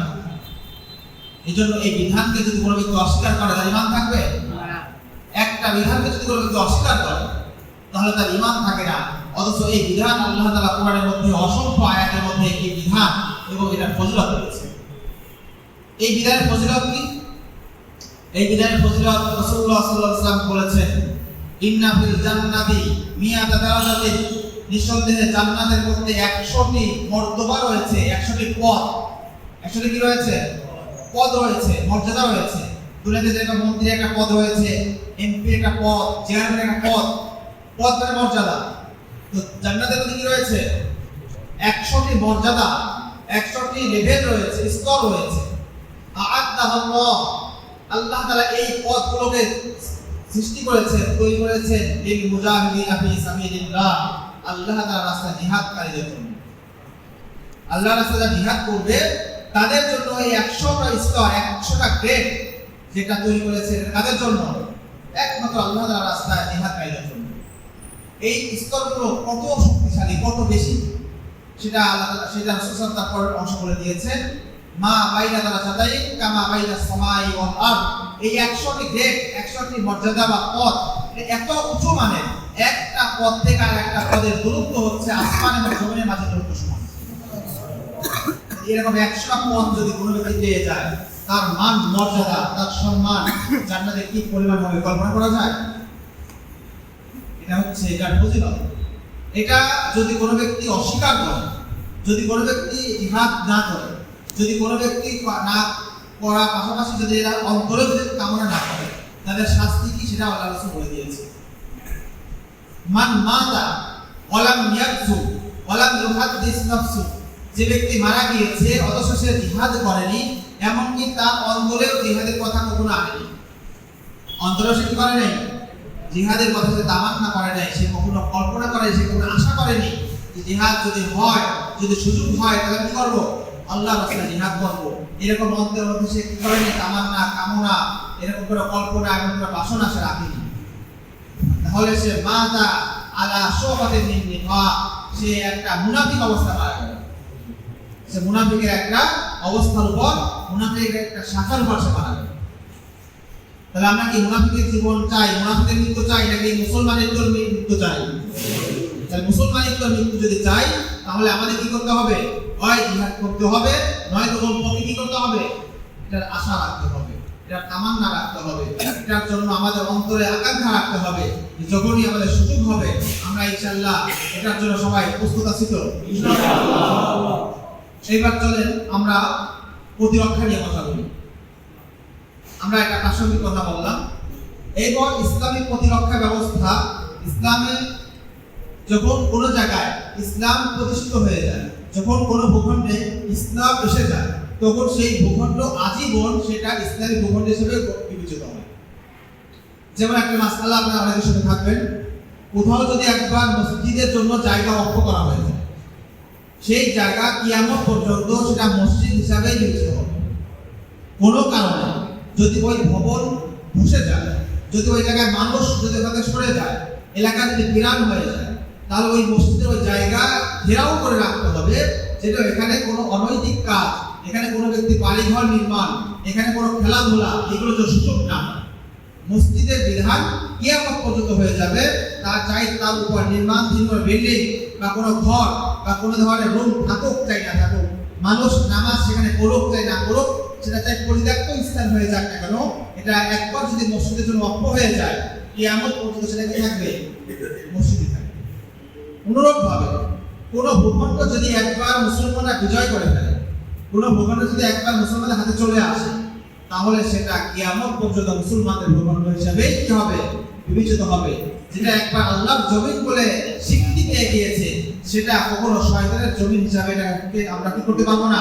মেনে নিতে পারবো না, স্বীকার করতে পারবো না। আপনি কি জানেন বাংলাদেশ একসময় মুসলমানদের ভূখণ্ড ছিল, ইসলামী ভূখণ্ড ছিল। এই দেশ একসময় ছিল মুশরিক মূর্তি পূজারীদের দেশ ছিল। কিন্তু এই দেশে যখন ইসলাম এসেছে, ইসলাম কি এসেছিল জাদু বলে? ইসলাম কি এসেছিল দাওয়াতের মাধ্যমে নাকি তলোয়ারের মাধ্যমে? ইতিহাসে মোহাম্মদ বখতিয়ার নাম শুনেছেন কিনা? শাহজালালের নাম শুনেছেন কিনা? এরা সবাই সুফি পুজো করছিল, তাই তো? নাকি হাতে তলোয়ার ছিল? এগুলো তো আমাদের দেশে পাওয়া যায় না এখন। শাহজালালের মাজারে যেতে পারবেন, বিভিন্ন মান্যত করতে পারবেন। শাহজালালের ইতিহাস যদি শোনেন তাহলে কি বলবেন শাহজালাল তো জঙ্গি ছিল? ইতিহাস তো আপনাদেরকে শোনানো হবে না, আপনারা তো শুনবেন না। তিতুমিরের নাম শুনেছেন কিনা? তিতুমিরের সবাই গর্ব করে বাংলার তিতুমির, পাশের কেল্লা। তিতুমির কি করেছিলেন জানেন? জিহাদ করেছিলেন। আজকের যুগের যে সংজ্ঞা, আজকের যুগে আমেরিকান স্ট্যান্ডার্ড, সেই অনুযায়ী উনি জঙ্গি। হাজী শহীদুল্লাহ নাম শুনেছেন তো? হাজী শহীদুল্লাহ কিন্তু একই অবস্থা। কার নাম বলবেন? এই জন্য বাংলাদেশে আমরা যারা মুসলমান, আমরা যারা আমাদেরকে মুসলমানের যে পরিচয় দিতে পারছি, এটার পিছনে আমাদের পূর্বপুরুষ যারা এসেছিলেন, আরব থেকে এসেছিলেন, অনেক জায়গা থেকে এসেছিলেন, তারা এই অঞ্চলে জিহাদ করে এই অঞ্চলে বিজয় করেছে। এই জন্য এই দেশ, এটা মুসলমানদের দেশ, এটা কোনো সেকুলারদের দেশ না, এটা কোনো কাফেরদের দেশ না। এই জন্য মুসলমানদের এই ভূখণ্ড, এটা এখানে ইসলামী শরিয়াত চলবে নাকি এখানে শয়তানি শাসন চলবে? তাহলে ইসলামী ভূখণ্ড যদি কখনো বেদখল হয়ে যায়, ইসলামী ভূখণ্ড যদি মুসলমানদের হাত থেকে শাসন ক্ষমতা চলে যায়, তাহলে সকল মুসলমানদের জন্য ফরজ হয়ে যাবে সেই ভূখণ্ডে করে সেকুলারদের হাত থেকে, তাগুতদের হাত থেকে, অমুসলিমদের হাত থেকে, কাফেরদের হাত থেকে, মুরতাদদের হাত থেকে রক্ষা করা। এটা প্রত্যেক মুসলমানের জন্য ফরজ। মুসলমানদের উপর যদি অ্যাটাক হয়, মুসলমানদের উপর যদি আক্রমণ হয়, মুসলমানদের উপর যদি কেউ জুলুম করে, তাহলে সেই মুসলমানদেরকে সেটাকে প্রতিহত করা, সেটাকে প্রতিবাদ করা এবং তাদেরকে আক্রমণকে প্রতিহত করা তাদের জন্য ফরজ হয়েছে। ইমাম জাসসাস রাহিমাহুল্লাহ বলেছেন, কোন ভূখণ্ডে যখন কাফেররা আক্রমণ করবে, কোন ভূখণ্ডে যখন কাফেররা দখল করে নেবে, তখন ওই ভূখণ্ডে, ওই এলাকা, ওই দেশের সকল মুসলমানের উপর জিহাদ ফরজে আইন হয়ে যায়। কি হয়ে যায়? কে বলেছেন? ইমাম জাসসাস রাহিমাহুল্লাহ তাআলা। আজ থেকে হাজারো বছর পূর্বে উনি আমাদের ইসলামী ইতিহাসের, আমাদের ইসলামী অঙ্গনের অনেক বড় একজন ইমাম, অনেক বড় একজন ফকিহ, অনেক বড় একজন মুফাসসির। তিনি বলেছেন যে কোন ভূখণ্ডে যখন কাফেরদের কর্তৃক আক্রমণের শিকার হবে, কোন ভূখণ্ডে যখন মুসলমানদের উপরে যখন কাফের আক্রমণ করবে, তখন ওই ভূখণ্ডের সকল মুসলমানের উপর জিহাদ করা কি হয়ে যায়? তিনি কথা বলেছেন। এটা এমন একটা মাসআলা, যেই মাসআলায় কোনো আলেমের দ্বিমত নেই। কিভাবে বা দ্বিমত থাকবে? কোন মুসলমানের উপর অ্যাটাক হয়েছে আর আমরা ফতোয়া দেব মুসলমান ঘরে হাতে চুড়ি দিয়ে, কানে দুল দিয়ে তোমরা ঘরে মহিলাদের মধ্যে বসে থাকো, এই ফতোয়া কেন হবে? এই ফতোয়া তো দেওয়ার সুযোগ নেই। কোন মুসলমান যখন আক্রমণের লক্ষ্যবস্তু হয়েছে, যখন আক্রমণের শিকার হয়েছে, তাহলে সে নিজে প্রতিহত করবে এবং অন্যরাও তারা সাহায্য করবে। এমনকি যদি কোনো এলাকায় আক্রমণ হয় এবং সেই এলাকার লোকেরা যদি সেই আক্রমণকে প্রতিহত করতে সক্ষম না হয়, তাহলে পার্শ্ববর্তী এলাকার লোকদের উপর সেই আক্রমণের প্রতিহত করার জন্য ওই এলাকার মুসলমানদেরকে সাহায্য করা তাদের জন্য ফরজ হয়ে যায়। যদি পার্শ্ববর্তী এলাকার লোকেরা সাহায্য করতে অক্ষম হয়, তাহলে তার পরবর্তী যে পার্শ্ববর্তী এলাকা আছে তাদেরও ফরজ হয়ে যায়। এইভাবে আস্তে আস্তে পুরা দুনিয়া সবার উপর ফরজ হয়ে যায়। ইমাম আল্লামা ইবনে আবিদিন শামী রাহিমাহুল্লাহ তাআলা, ইনি বড় একজন ফকিহ, সিরিয়ার বড় একজন ফকিহ। আজ 200 বছর আগে তিনি ফতোয়া শামীর নাম শুনেছেন অনেকে। ফতোয়া শামীর মধ্যে তিনি লিখে দিয়েছেন যে পৃথিবীর কোনো একটা ভূখণ্ডে, আমার নিজের এলাকায় না, পৃথিবীর যে কোনো একটা এলাকা যদি কোনো কাফের আক্রমণ করে, এলাকা দখল করে না, মুসলমানদের উপর জুলুম করে আক্রমণ করে, তাহলে সেই এলাকার উপরে জিহাদ যেমন ফরজ হয়ে যাবে, তারা যদি সেটা প্রতিহত না করে, ইচ্ছায় বা অনিচ্ছায়, অক্ষমতা থাকার কারণে অথবা সক্ষমতা থাকা সত্ত্বেও অথবা উদাসীনতার কারণে, যে কোনো কারণে যদি তারা প্রতিহত না করে, তাহলে আস্তে আস্তে পুরো পৃথিবীর প্রতিটা কোনায় কোনায় থাকা সকল মুসলমানের উপর, নারী পুরুষ ছোট বড় গোলামবাদী দাসী সবার উপরে জিহাদটা ফরজ আইন হয়ে যায়। এই ফতোয়াগুলো কিন্তু স্পষ্ট কিতাবে লেখা আছে, কিন্তু বাংলা কোনো কিতাবে পাবেন না। যার কারণে বাঙালি মুসলমানদেরকে এই সকল মাসআলা জানানো হয় না, বলা হয় না যখন আমাদের মধ্যে সেই আবেগ, সেই যন্ত্রণা তৈরি হয় না। এগুলো কিন্তু সুস্পষ্ট ফতোয়া, এগুলো আগে ফুল ক্লিয়ার, একবার স্পষ্টভাবে কিতাবে লেখা আছে। এটাও বলা আছে যদি ওই কোনো ব্যক্তি তাদেরকে প্রতিহত না করে এবং অন্যরা যদি তাদের সাহায্যে এগিয়ে নিয়ে আসে, তাহলে প্রত্যেক ব্যক্তি ফরজে আইন তরক করার যে গুনাহ, সেই গুনাহে তারা কি হবে? গুনাহগার হবে। আপনি ফরজ করছেন, আপনি তাহাজ্জুদ করছেন, আপনি নফল রোজা রাখছেন, আপনি লাইলাতুল কদর, লাইলাতুল বারাত, বিভিন্ন রাতে আপনি ইবাদত করছেন, আপনি অনেক পরিধিকে বুজুর্গ হচ্ছেন, কিন্তু আপনার যে একটা তরফ ফরজে আইন যে তরফ হচ্ছে, একটা ফরজে আইনের মতো গুরুত্বপূর্ণ বিধান যে আপনাদের ছুটে যাচ্ছে, অথচ আপনার খবরও নেই, আপনার হুঁশও নেই। ফরজে আইন যে ব্যক্তি নফল করে, সে ফরজ ছাড়লে তার মনের অবস্থা কি হবে? খারাপ থাকে। যারা নামাজি, কোনো কারণে যদি নামাজ ছুটে যায়, অন্তর খুব নিষ্কিস করে, অন্তরে খুব কষ্ট লাগে না? এমনকি গাড়ির মধ্যে যদি কোনো সময় নামাজ ছুটে যাচ্ছে, দেখা গাড়ি থামছে না, তখন কেমন লাগে? খুব খারাপ লাগে। একটা ফরজ বিধান, যদিও আপনার ওজোর আছে, যদিও আপনার সক্ষমতা নাই, তবুও খারাপ লাগে। কিন্তু আপনি জানেনও না যে আপনার উপর একটা ফরজ রয়েছে, ফরজে আইন একটা বিধান রয়েছে, কিন্তু সেই ফরজে আইন বিধান আপনি পালন করা তো দূরে থাক, এটা পালন না করার কারণে যে একটা আফসোস, কষ্ট এবং জ্বালাতন, একটা জ্বালাপোড়া থাকার কথা ছিল, সেই জ্বালাপোড়াটা আপনার অন্তরে নাই। তাহলে আপনি ফরজ বিধানকে পুরোপুরিভাবে বর্জন করছেন কিনা? আজকের যুগে বর্তমানে পৃথিবীতে পুরা পৃথিবীর সকল মুসলমান নিরাপদে আছে, তাই না? নিরাপদে আছে নাকি পুরা পৃথিবীর সকল মুসলমান আজকে আক্রমণের লক্ষ্যবস্তু হয়ে দাঁড়িয়েছে? ইমাম আনোয়ার শাহ কাশফি রাহমাতুল্লাহ, ভারত উপমহাদেশের যাকে বলা হয় জীবন্ত চলতা ফেরতা কুতুবখানা, যাকে বলা হয় আজকের যুগে কম্পিউটার, যিনি একবার কোনো কিতাব পড়লে 40 বছর মনে রাখতেন। কম্পিউটার পুরা রেকর্ড রেকর্ডার, একবার পড়লে হালকা করে পড়লেও 40 বছর মনে রাখতো, ভালো করে দেখলে সারা জীবন মনে রাখতো। এরকম টেপ রেকর্ডার ছিলেন উনি। তো আনোয়ার শাহ কাশফি রাহমাতুল্লাহ, তিনি একবার শেষ জীবনে তিনি তাহাজ্জুদ করে তিনি একটা কথা বিদ্ধ হয়ে গিয়েছে, তখন বারবার কথা আবৃত্তি করছে, বারবার কথা উচ্চারণ করছে, ইয়া আল্লাহ সাফ কদ্দা ইয়া আদুকায়াতুল্লাহ, হায় আফসোস, আমি তো পুরো জীবন আমি শেষ করে দিলাম, পুরো জীবন নষ্ট করে দিলাম। তো মুফতি শফি রাহমাতুল্লাহ, পাকিস্তানের মুফতি তাকিস্তানের পিতা মুফতি শফি রাহমাতুল্লাহ, তিনি যখন ওনার খাদেম ছিলেন, দারুল দেওবন্দ মাদ্রাসা তিনি যখন পড়তেন বা খাদেম ছিলেন, পড়াতেন, তো তিনি তখন আনোয়ার শাহ কাশফি রাহমাতুল্লাহ এই হুজরায় তার কামরায় এসে দেখলেন যে তিনি জায়নামাজে বসে এই কথা বারবার বলছেন। তখন মুফতি শফি বললেন যে আপনি তো সারা জীবন কোরআন সুন্নাহ দর্স তাদরিস শিক্ষাদান, মানুষকে সুন্দর সুন্দর কথা এগুলো করলেন, এত কোরআন সুন্নাহ ব্যাখ্যা করলেন, কোরআন সুন্নাহ খেদমত করলেন, তাহলে এটা কি দিনের খেদমত না? তখন তিনি একটা কথা বলেছিলেন, যে কথা আমাদের দেওবন্দি, আমাদের দেশের আলেম উলামা, আমাদের দেশের মাদ্রাসার ছাত্র সবাই কথাটা কান খুলে শুনে রাখা উচিত। তিনি বলেছিলেন যে আল ইসলাম মাহজুমুন আলাইহি ফি জামিআল আলাম, ফি আনহাইল আলাম, ইসলাম আজকে পুরো পৃথিবীতে আক্রমণের লক্ষ্যবস্তু হয়ে দাঁড়িয়েছে। ও নাহনু ফি তাইবি আবি হানিফা ওয়া রাদ্দি শাফিঈ, আর আমরা এখানে বসে হানাফি মাযহাবের পক্ষে আমরা দলিল পেশ করছি, শাফি মাযহাবের বিভিন্ন দলিলগুলোকে খণ্ডন করছি, অথচ এই সময় আমাদের দায়িত্ব ছিল ঈমান আর কুফরের বাইন্ডারকে আলাদা করে ঈমানের পক্ষ নিয়ে সকল কুফরি শক্তির বিরুদ্ধে লড়াই করা। কিন্তু আমরা আমাদের মাযহাব নিয়ে, আমাদের ছোট ছোট আকীদার ইখতিলাফ নিয়ে, ছোট ছোট ফিকহার ইখতিলাফ নিয়ে, তারাবি নিয়ে, আমিন জোরে বলা নিয়ে, রকম আদায় নিয়ে, এইগুলো নিয়ে আমরা ব্যতিব্যস্ত ছিলাম। তুমি বলো এটা জীবন নষ্ট ছাড়া কি বলো?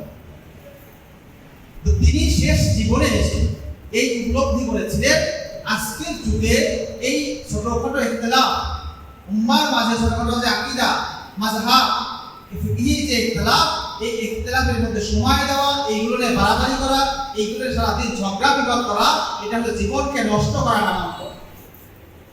কিন্তু তাদের অনুসারী হয়েও আমরা আজকে সেই একই কাজ, একই ভুল করে যাচ্ছি। আমাদের দায়িত্ব ছিল আজকের যুগে আমাদের শুধুমাত্র দুইটা জিনিস কিনা, একটা হচ্ছে পুস্তক ঈমান, ঈমানের তাবু মুমিন যারা ঈমানের অধিকারী তাদেরকে নিজেদের আপন ভাবা।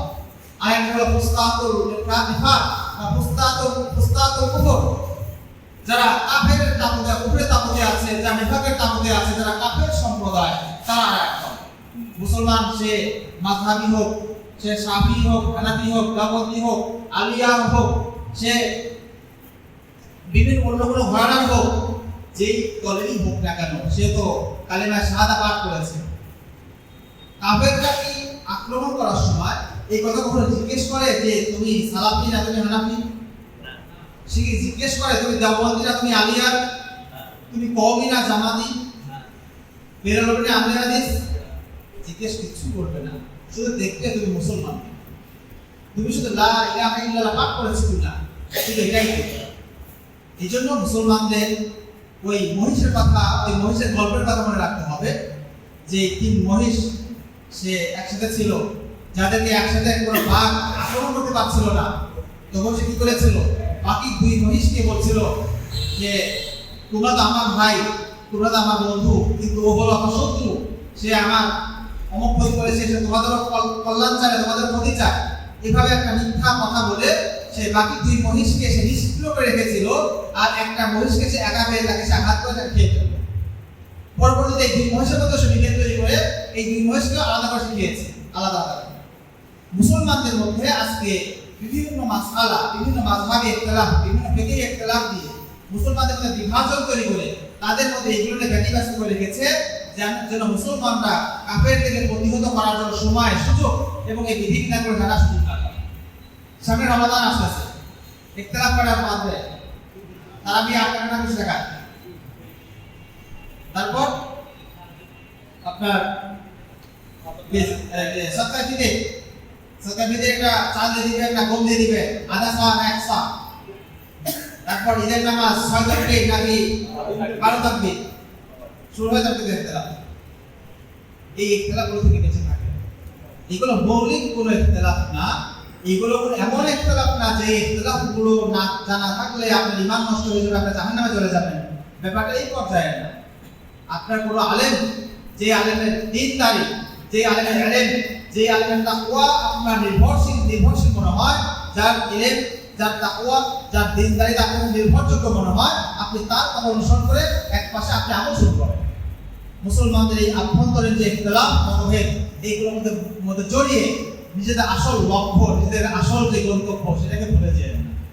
এই জন্য কাফেররা এটাই চাচ্ছে মুসলমানদের অভ্যন্তরীণ ইখতিলাফ, দল মত, এগুলো নিজেদের ছাড়া জীবনের মারামারি করে। আপনি মাঝে মাঝে দেখবেন বিভিন্ন জায়গায় বহাস, বিভিন্ন জায়গায় মুনাজারা হচ্ছে, বিভিন্ন বাহিনী নিয়ে চলে আসছে, মারামারি করার জন্য নিয়ে আসে লাঠি, এমনকি পুলিশ, গুন্ডা, এগুলো নিয়ে আসে এবং একদল আরেক দলের বিরুদ্ধে এত জোরে জোরে কথা বলে যে একদল আরেক দলকে এত বড় শত্রু মনে করে যে কাফেরকে এত বড় শত্রু মনে করে। যখন এক দলের সাথে একটা বাহাস হয়, এক টেবিলের কিতাব থেকে ওই পাশে কিতাব, এই পাশে কোরআন, ওই পাশে কোরআন, এই পাশে হাদিস, ওই পাশে হাদিস, একটা মাসআলা নিয়ে ইখতিলাফ হয়েছে, ইখতিলাফ থাকতেই পারে, কিন্তু আপনি তাকে এমন শত্রু বানিয়ে ফেলেছেন যে এই শত্রুটা যদি কাফের অ্যাটাক করে আপনার মনে মনে আঘাত লাগে। আপনি কাফেরকে যে পরিমাণ বন্ধু মনে করেন, আপনি সেই মুসলমানকে সেই পরিমাণ বন্ধু মনে করতে পারেন। এটাই হচ্ছে ওদের কৌশল। মুসলমানদেরকে তারা আভ্যন্তরীণ ঝামেলা করতে ফেলে দিয়ে তারা মুসলমানদেরকে একটা একটা করে ধ্বংস করতেছে, একটা একটা করে খাচ্ছে। এই জন্য আমাদের এই প্রতিরক্ষার ব্যবস্থা সম্বন্ধে সচেতন হতে হবে। আজকের যে ভূমির কথা বলছিলাম, আমাদের মুসলিম ভূমিকে যদি রক্ষা করতে হয়, তাহলে আমাদের ইমাম জাসসাস রাহিমাহুল্লাহ যে ফতোয়া দিয়েছেন, আল্লামা ইবনে আবিদিন শামী রাহিমাহুল্লাহ যে ফতোয়া দিয়েছেন, সেই ফতোয়া অনুসারে বর্তমান পৃথিবীর অধিকাংশ ভূখণ্ড বর্তমান ইসলামী শাসনের আন্ডারে আছে নাকি অন-ইসলামিক শাসনের আন্ডারে আছে? যদি অন-ইসলামিক শাসনের আন্ডারে থাকে, সেই সকল ভূমিকে ইসলামী দৃষ্টিতে বলা হয় দারুল হারব। একে বলা হয় কি? দারুল হারব বা দারুল কুফর। পৃথিবীতে দার মানে ভূখণ্ড, তার মানে ভূখণ্ড। পৃথিবীতে দার দুই প্রকার, একটা হলো দারুল ইসলাম আর একটা হলো দারুল কুফর। দারুল কুফরের অপর নাম দারুল হারব। একটা হচ্ছে দারুল ইসলাম। দারুল ইসলাম বলা হয় যে ভূখণ্ডে ইসলাম সাংবিধানিকভাবে, আইনিভাবে শাসন কর্তাদের যে আইন আছে, আইনিভাবে যে দেশে ইসলাম এবং ইসলামী শরিয়া প্রতিষ্ঠিত আছে, সেই এলাকা বা সেই ভূখণ্ডকে কি বলা হয়? দারুল ইসলাম। দারুল ইসলামের জন্য বর্তমান সময়ের ব্রিটিশদের একে দেওয়া সীমানা আমরা জরুরি না। আপনি যদি আপনার এলাকার মধ্যে আপনার শক্তি যদি অর্জন করতে পারেন, এমন শক্তি অর্জন করেছেন যে শক্তি অর্জনের ভিত্তিতে আপনি এলাকার মধ্যে ইসলাম প্রতিষ্ঠা করে ফেলেছেন, তাহলে আপনার ওই 5 বর্গ কিলোমিটার এলাকাকেও দারুল ইসলাম বলা যাবে। শর্ত হলো শক্তি থাকতে হবে, শক্তি থাকলে আপনি ইসলাম কায়েম করতে পারবেন না। এই জন্য ইসলাম কায়েম হওয়ার জন্য বা দারুল ইসলাম হওয়ার জন্য নির্দিষ্ট কোনো কি দেশ হওয়া জরুরি না। যে কোনো এলাকার মধ্যে, এমনকি আপনি যদি ছোট্ট একটা বাড়ির মধ্যে যদি আপনি ইসলাম কায়েম করতে পারেন, এটাও এক প্রকারের দারুল ইসলাম। কিন্তু আপনি এখানে পরিপূর্ণ দারুল ইসলাম করতে পারবেন না, কারণ হচ্ছে দারুল ইসলাম কায়েম করতে হলে দণ্ডবিধি কায়েম করতে হয়, বাস্তবায়ন করতে হয়। কিন্তু আপনি ছোট্ট এরিয়ার মধ্যে আপনি তো সেনাবাহিনী নেই, আপনি তো আর্মস নাই, তাহলে আপনি কি করতে পারবেন না? সব কায়েম করতে পারবেন না, বাস্তবায়ন করতে পারবেন না। এই জন্য দারুল ইসলামের জন্য এতটুকু পরিমাণ ভূখণ্ড থাকতে হবে, যতটুকু ভূখণ্ডের মধ্যে থেকে তারা মোটামুটি করতে পারবে অন্য কাফের, মুরতাদ, মুনাফিক, গাদ্দার এদেরকে প্রতিহত করার সম্ভাবনা হবে। এরকম যদি হয়ে যায় তাহলে ওই এলাকাটাকে কি বলা হবে? দারুল ইসলাম। আর দারুল কুফর বলা হয় যে এলাকায় সাংবিধানিকভাবে এবং আইনিভাবে যেখানে ইসলাম ছাড়া ভিন্ন কোনো মতবাদ, মানব রচিত কোনো আইন প্রতিষ্ঠিত থাকে, সেই ভূখণ্ডকে কি বলা হয়? দারুল কুফর বা দারুল হক। আজকে বর্তমান পৃথিবীতে মুসলমান রাষ্ট্র কয়টা? 57টি। এটা কি প্যাসকে ফেলেন না। দারুল ইসলাম, দারুল মুসলিমিন দুটো আলাদা জিনিস। একটা হচ্ছে দারুল ইসলাম, আর কি দারুল মুসলিমিন।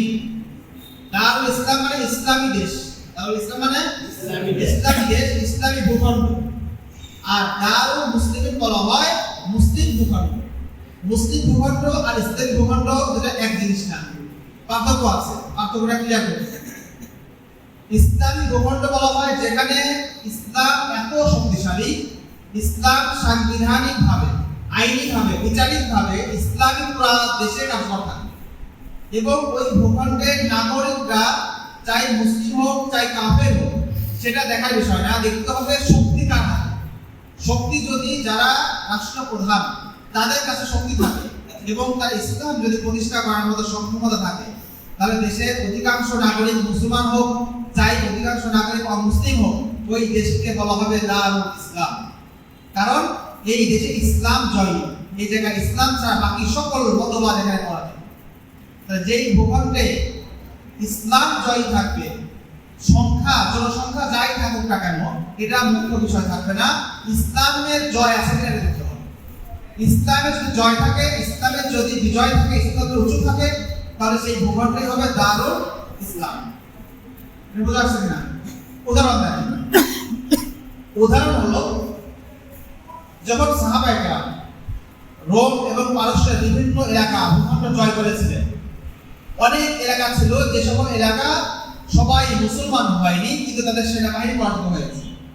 ওই সকল এলাকা সেনাবাহিনী হয়েছে মুসলমানদের কাছে, সাহাবীদের কাছে পরাজিত হয়েছে এবং ওই সকল এলাকা সাহাবীদের হাতে ধরে চলে আসছে এবং সাহাবায়ে কেরাম ওই এলাকার গভর্নর, ওই এলাকার শাসক, ওই এলাকার বিচারক নিয়োগ দিয়েছে কাদেরকে? মুসলিমদের।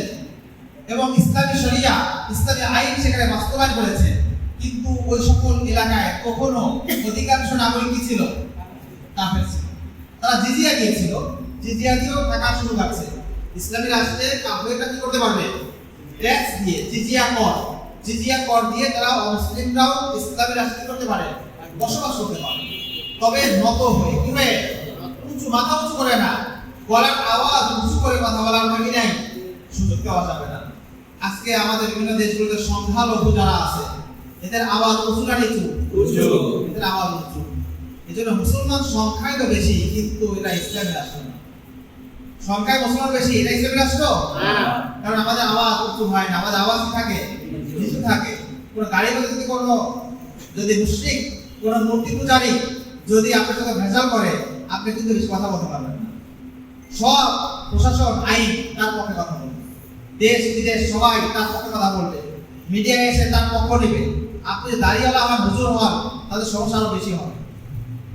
এই জন্য আমাদের এই দেশগুলোতে সংখ্যায় মুসলমান তো বেশি, কিন্তু ইসলামের বিজয়, ইসলামের যে উচ্চতা, এটা আমাদের দেশে প্রতিষ্ঠিত হয়। এই জন্য সংখ্যা মেইন না, মেইন দেখতে পাওয়ারটা। পাওয়ার যদি ইসলামপন্থীদের কাছে থাকে, সংখ্যায় অল্প থাকলেও সেটা ইসলামের আসে। সুতরাং রোম, পারস্য, ইরান, সিরিয়া, যেটা রাসূল সাল্লাল্লাহু আলাইহি যুগের পরে যখন সাহাবাগণ জয় করেছিলেন, তখন ওই সমস্ত এলাকার অধিকাংশ লোক তখন ইসলাম গ্রহণ করেনি। আস্তে আস্তে করেছিল, কিন্তু তখন কি হয়নি, সবাই মুসলমান হয়ে যায়নি। তারা জিজিয়া কর দিয়ে তারা মুসলমানদের বশ্যতা মেনে নিয়েছিল এবং তাদের সেনাবাহিনী পরাজিত হয়েছিল। তো ওই সময় মুসলমানদের ছিল শক্তি ছিল, পাওয়ার ছিল, যার কারণে তারা সকল দেশে ইসলামী আইন বাস্তবায়ন করেছিলেন এবং ওই সকল দেশে অধিকাংশ নাগরিক অমুসলিম থাকা সত্ত্বেও সেগুলো দারুল ইসলাম ছিল। এখন বলেন, আজকে পৃথিবীতে 57টি দেশ আছে যাদেরকে আমরা মুসলিম রাষ্ট্র বলি। এই সকল রাষ্ট্রে ইসলামী আইন প্রতিষ্ঠিত আছে নাকি সেকুলার আইন প্রতিষ্ঠিত আছে? সেকুলার আইন যদি প্রতিষ্ঠিত থাকে, তাহলে সেই দেশগুলোকে দারুল ইসলাম বলার সুযোগ আছে কিনা? নাই। কিন্তু একদল লোক বলে এগুলো নাকি সব দারুল ইসলাম। শুধু এইগুলোই না, এমনকি কাফের রাষ্ট্র সহ পৃথিবীতে নাকি বর্তমান দারুল কুফর বা দারুল হারব কোনো জিনিস নাই, সব দারুল আমান হয়ে গেছে। এত আমান হয়ে গেছে যে আমাদের নিরাপত্তার কারণে আমরা সবাই দরজা জানালা খুলে ঘুমাই রাতে। এমন আমান এসে গেছে না, যেখানে গাড়িতে নিরাপত্তা নাই, ঘরে নিরাপত্তা নাই, অফিসে নিরাপত্তা নাই, রাস্তায় নিরাপত্তা নাই, আমাদের মেয়েদের ইজ্জতের কোনো নিরাপত্তা নেই, সকল ধরনের অনিরাপত্তা যেখানে ভরপুর, আর সেটাকে বলা হচ্ছে দারুল আমান, নিরাপত্তার দেশ। একটা শব্দের দিকে খেয়াল করলে তো নিজেদের মিথ্যাবাদী, নিজেদের বিচারিতা, নিজেদের এই ভুল কথা, এটা নিজেদের কাছে বোঝা আসে। এখানে এই মাইক্রোফোন, এটা কি কালো রঙের সাদা রঙের? কালো রঙ। আমি যদি এদিকে তাকিয়ে বলি সাদা, তাহলে আমার সাথে পাগল বলবে না? সব তো তাকাবেন তো, এখন চোখ খুলে তাকান যে এটা কোন রঙ, এটা কালো রঙ, টেবিলে পর্দাটা কোন রঙ? সাদা। আমি যদি অন্যদিকে তাকিয়ে বলি এটা কালো, আমাকে বলবে তুমি পাগল হয়ে গিয়েছো, এদিকে তাকাও, চোখ খুলো, চোখে দেখো সাদা। তো ভাই দারুল আমান শব্দের অর্থটাকে আপনি খেয়াল করবেন না? যেখানে নিরাপত্তা আছে সেটা হলো দারুল আমান। সেই দারুলের সংজ্ঞা কি সেটা লেখার কিতাবে আছে। দারুল আমান কাকে বলে সেটা সংজ্ঞা আছে। দারুল আমান হচ্ছে যারা মুসলমানদের সঙ্গে যা চুক্তি করে, মুসলমানের নিরাপত্তা থাকে, মুসলমানের জান মালের সকল নিরাপত্তা যেখানে থাকে, সেটা হচ্ছে দারুল আমান। যেখানে মুসলিম নামধারী রাষ্ট্রে যেখানে নিরাপত্তা নাই, আর অমুসলিম দেশে তো নিরাপত্তার কোনো বাধাই নেই, আর অথচ পুরা পৃথিবীর সব রাষ্ট্রটিতে দারুল আমান হয়ে গেছে। কত বড় মিথ্যা এবং ভুল তথ্য দিয়ে মুসলমানদের বিভ্রান্ত করা হয়। এই জন্য দারুল আমানের কনসেপ্ট বর্তমানে কখনো নাই। বর্তমানে পৃথিবীর অধিকাংশ ভূখণ্ডই হচ্ছে দারুল কুফর।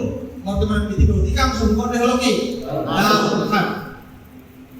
দারুল ইসলাম আছে, অল্প কিছু আছে জায়গায় জায়গায়, কিছু কিছু জায়গায় আছে আলহামদুলিল্লাহ। অল্প কিছু জায়গায় আল্লাহ তাআলা কিছু বান্দা, ইবাদুর রহমান, রহমানের কিছু প্রিয় বান্দা, তারা কি করেছে, আল্লাহর এই জমিনে কিছু কিছু জায়গায় ইসলামী শাসন, ইসলামী শরিয়া কি করেছে, প্রতিষ্ঠা করেছে। কিসের মাধ্যমে? গণতন্ত্রের মাধ্যমে নাকি সুন্দরভাবে মাথায় হাত বুলিয়ে দাওয়াত দিয়ে, আখলাক দিয়ে, দল করে? কিসের মাধ্যমে? জিহাদের মাধ্যমে। এই জিহাদের মাধ্যম ছাড়া কখনো আপনাদেরকে কেউ ইজ্জত দিবে না। এই দুনিয়া হচ্ছে শক্তির ভক্ত, আর নরকে কি জফরুল্লাহ, ঠিক না যদিও এটা হিন্দুদের একটা শব্দ। তো নরক পেলে সে কি করে, তাকে সব শেষ করে দেয়, তাকে ছিঁড়ে ফেলে খেয়ে ফেলে। কিন্তু যদি শক্ত হন তাহলে আপনি কি হবে, সবাই ভক্ত হবে। এই জন্য ওমর রাদিয়াল্লাহু তাআলা এই কথা বাস্তবতা বুঝে বলেছিলেন যে ইন্না কুন্না আতাল্লা কওমিন, আমরা একটা লাঞ্ছিত একটা জাতি ছিলাম, ফাআযরাল্লাহু বিল ইসলাম, আল্লাহ তাআলা আমাদেরকে ইসলামের দ্বারা ইজ্জত দান করেছেন। ওয়ামাম্মা নাতলুবুল ইজ্জাতা বিগাইরি মা আ'আযানাল্লাহ, সুতরাং যখন আমরা ইসলাম ছাড়া অন্য কোনো পদ্ধতিতে সম্মানকে অনুসন্ধান করব, তালাশ করব, আযাল্লানাল্লাহ, আল্লাহ তাআলা আমাদেরকে আগের মতো আমাদেরকে কি করবেন, লাঞ্ছিত করবেন। তো ওমর রাদিয়াল্লাহু তাআলা সাহাবায়ে কেরাম সম্মান পেয়েছিলেন কিসের মাধ্যমে? গণতন্ত্র করার মাধ্যমে না জিহাদ করার মাধ্যমে? জিহাদ করার মাধ্যমে যখন পুরো পৃথিবী তার হাতে চলে আসছে, তখন পুরো পৃথিবীর সুপার পাওয়াররা ওমরের নাম শুনলে ধরধর করে কেঁপে উঠেছে। যে ওমর ইবনে খাত্তাব এই কথাই বলেছিলেন যে আমার এই সম্মান, আমার এই ইজ্জত এটা ওমরের কারণে নয়, এটা ইসলামের কারণে। আর আমরা সেই ইসলামকে পরিত্যাগ করে, ইসলামকে বাদ দিয়ে আমরা ইসলাম প্রতিষ্ঠা করতে চাচ্ছি কাদের কৌশলে বলেন তো? ইসলামের শত্রুদের কৌশলে। আরে ভাই, একটা বোকা যে সেনাবাহিনী, একটা সবচেয়ে গর্ধব যে দল, সেটাও তো বোঝে যে তাকে যদি কোনো শত্রু বলে যে ভাই তোমরা এইভাবে যুদ্ধ করো, এইভাবে লড়াই করো, এইভাবে আগাও, তাহলে তোমরা বিজয়ী হবে। একটা গর্ধব একটা দলও তো বুঝবে যে শত্রুর এই কৌশল, শত্রুর এই পদ্ধতিতে যদি আমি যুদ্ধ করে লড়াই করি তাহলে আমার পরাজয় নিশ্চিত। কিন্তু যেই গণতন্ত্রের প্রতিষ্ঠাই হয়েছে ইসলামের বিরুদ্ধে, যেই সেকুলারিজমের প্রতিষ্ঠা হয়েছে ইসলামের বিপরীতে, সেই সেকুলারিজম আর গণতন্ত্র দিয়ে আমাদের একদল হুজুররা বলে এটাকে আমরা ইসলাম কায়েম করব। আরে ভাই, গিলাস নাপাকিত হয়েছে পেশাবের দ্বারা, সেই পেশাব দ্বারা আমরা পেশাব কিভাবে দূর করব? আপনার পাত্র নাপাকিত হয়েছে পায়খানার দ্বারা, সেই পায়খানাকে কিভাবে আমরা পেশাব দূর পবিত্র করব? ইসলামকে এবং পুরা পৃথিবী থেকে ইসলামী খেলাফতকে দূর করেছে হচ্ছে সেকুলারিজম এবং ডেমোক্রেসির মাধ্যমে। আর আপনি সেই মাধ্যম দিয়ে কি করতে যাচ্ছেন? ইসলামকে ফিরে আনতে যাচ্ছেন। শত্রু দেখানো পথে কখনো গন্তব্যে পৌঁছানো যায় না, কিন্তু উম্মাহ এই যে বারবার একই ভুল করছে। এগুলো তো কোরআন সুন্নাহর দরকার হয় না, স্বাভাবিক বেসিক নলেজ থাকলে তো বুঝে আসে। শত্রু আপনাকে যেই পথ দেখাবে, শত্রু আপনাকে যেই পথে চলতে বলবে, আপনি বুদ্ধিমান হলে সেই পথে না চলবে। আপনার সামনে দুটা পথ রয়েছে, আপনি শত্রুকে জিজ্ঞেস করতে ভাই আমি অমুক গন্তব্যে যেতে চাই, কোন পথ? সে দেখে এই পথ। আপনি বুদ্ধিমান হলে আপনি ভিন্ন পথ ধরবেন। তো ওরা আমাদেরকে শেখাচ্ছে যে ভাই তোমরা নামাজ পড়ো, রোজা রাখো, কিন্তু ইসলাম কায়েম করতে কোনো সমস্যা নাই, গণতন্ত্রের মাধ্যমে করো।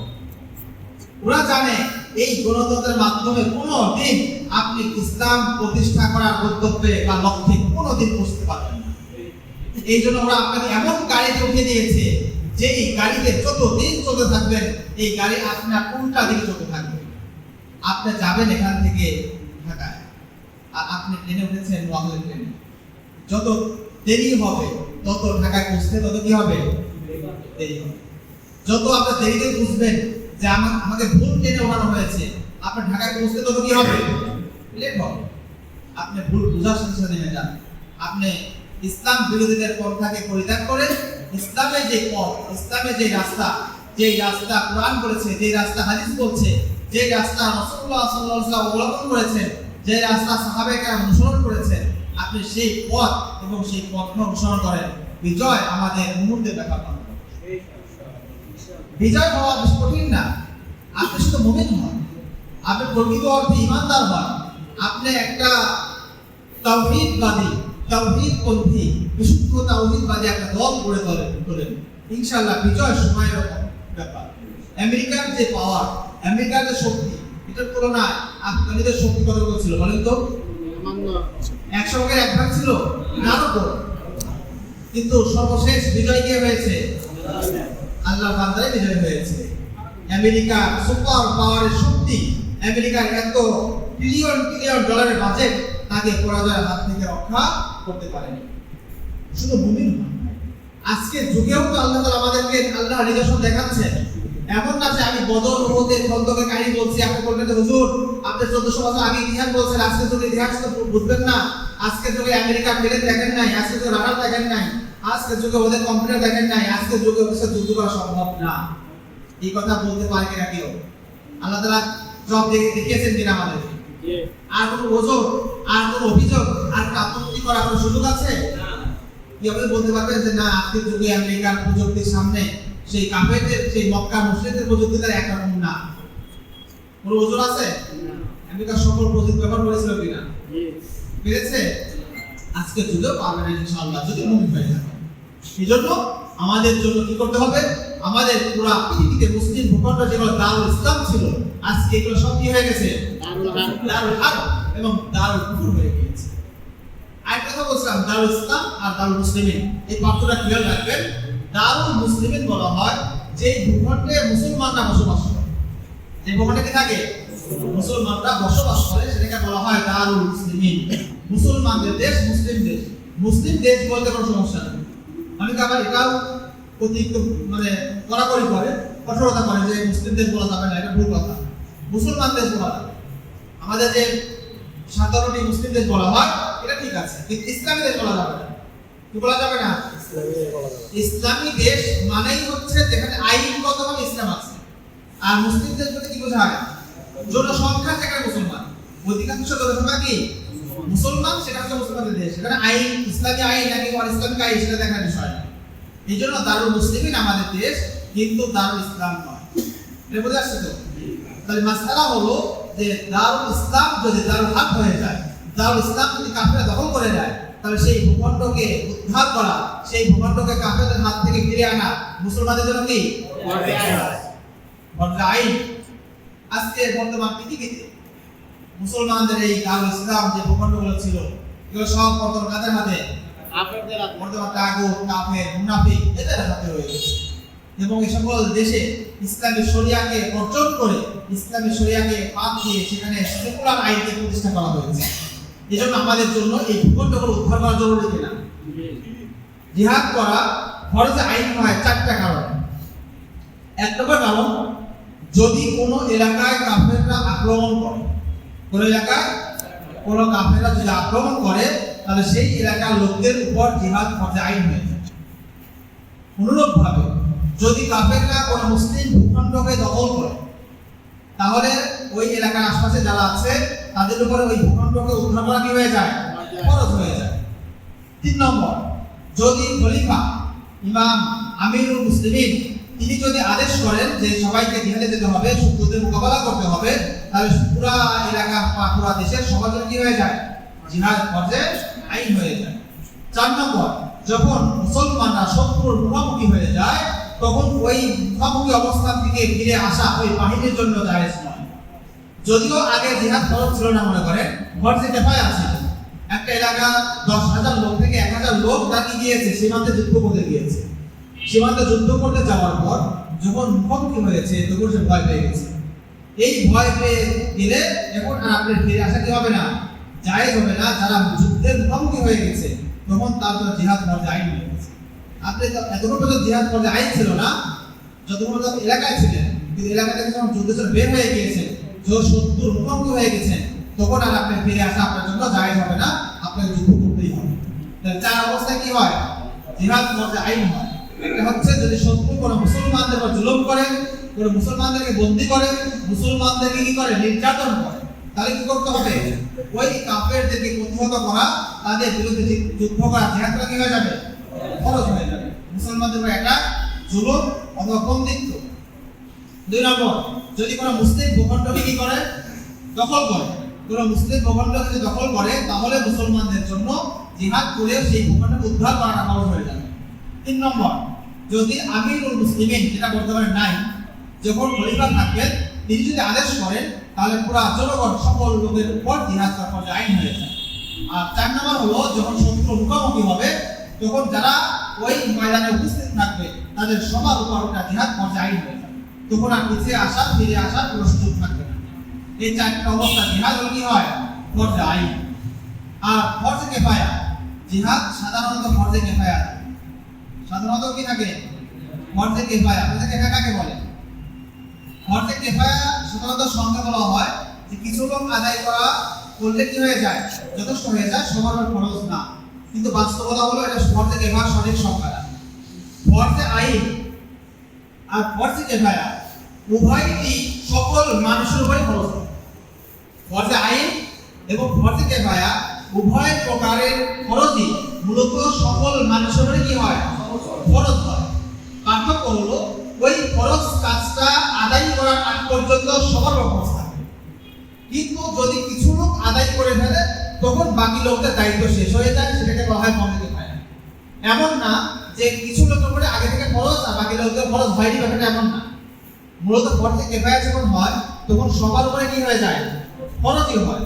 তবে যতক্ষণ পর্যন্ত ওই কাজটা সম্পূর্ণ না হবে, ওই কাজটা আদায় না করা হবে, ততক্ষণ পর্যন্ত সবাই কি হবে? ফরজ আদায় করার জন্য যারা আদিষ্ট থাকবে, তাদের জন্য আবশ্যক থাকবে সেই কাজটা আদায় করা। সুতরাং যদি কোনো ব্যক্তি এই কাজটা আদায় না করে, তাহলে প্রত্যেকের জন্যই যখন ফরজ ছিল, আর প্রত্যেকেই যেহেতু এই ফরজ লঙ্ঘন করেছে, প্রত্যেকেই গুনাহগার। আর ফরজে আইন এটা সর্ব অবস্থায়, এ টু জেড, শুভ অবস্থায় সবার ফরজ, শেষ অবস্থাতে সবার উপরে কি ফরজ। যেমন নামাজ আদায় করা, নামাজ আদায় করা হলো ফরজে আইন।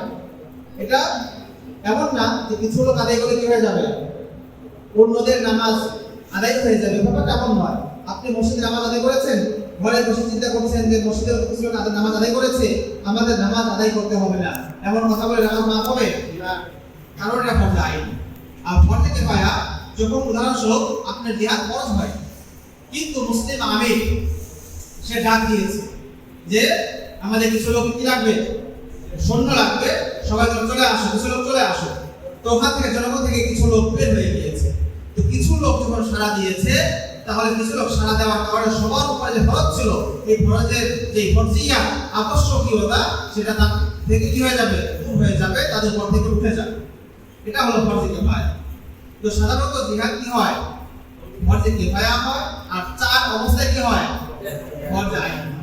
এখন আজকের যুগের ফতোয়া, আজকের যুগের ফতোয়া যদি মূলনীতি বুঝে থাকে, আজকের যুগের ফতোয়া জিহাদ ফরজ কিফায়া না চাই, কোন মূলনীতিতে, প্রথম এবং দ্বিতীয় মূলনীতিতে, প্রথম এবং দ্বিতীয় মূলনীতি অনুসারে বর্তমান জিহাদ ফরজ আইন।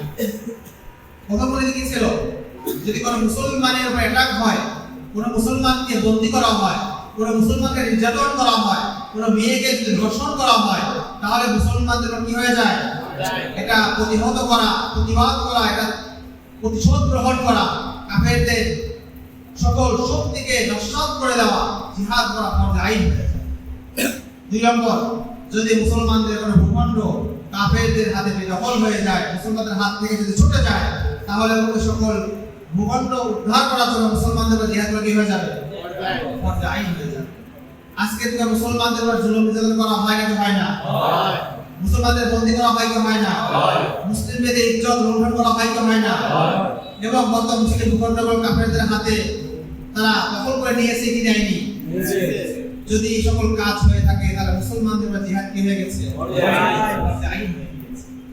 এই কথাগুলো কি আমভাবে মুসলমানদেরকে জানানো হয়েছে, না, মুসলমানকে ঘুম পাড়িয়ে রাখা হয়েছে। এমন অনেক আলেম আছে, মনে রাখবেন, এমন অনেক আলেম আছে যারা ভিতরে নিফাক এমন ভাবে লালন করে, যারা আমেরিকার টাকা দিয়ে মুসলমানদেরকে এই বিধান যেন জানতে না পারে, এই বিধান উপরে যেন মুসলমান উঠতে না পারে, এটার জন্য তারা বিকৃত ফতোয়া এবং ভুল ফতোয়া দিয়ে মুসলমানকে ঘুম পাড়িয়ে রাখে।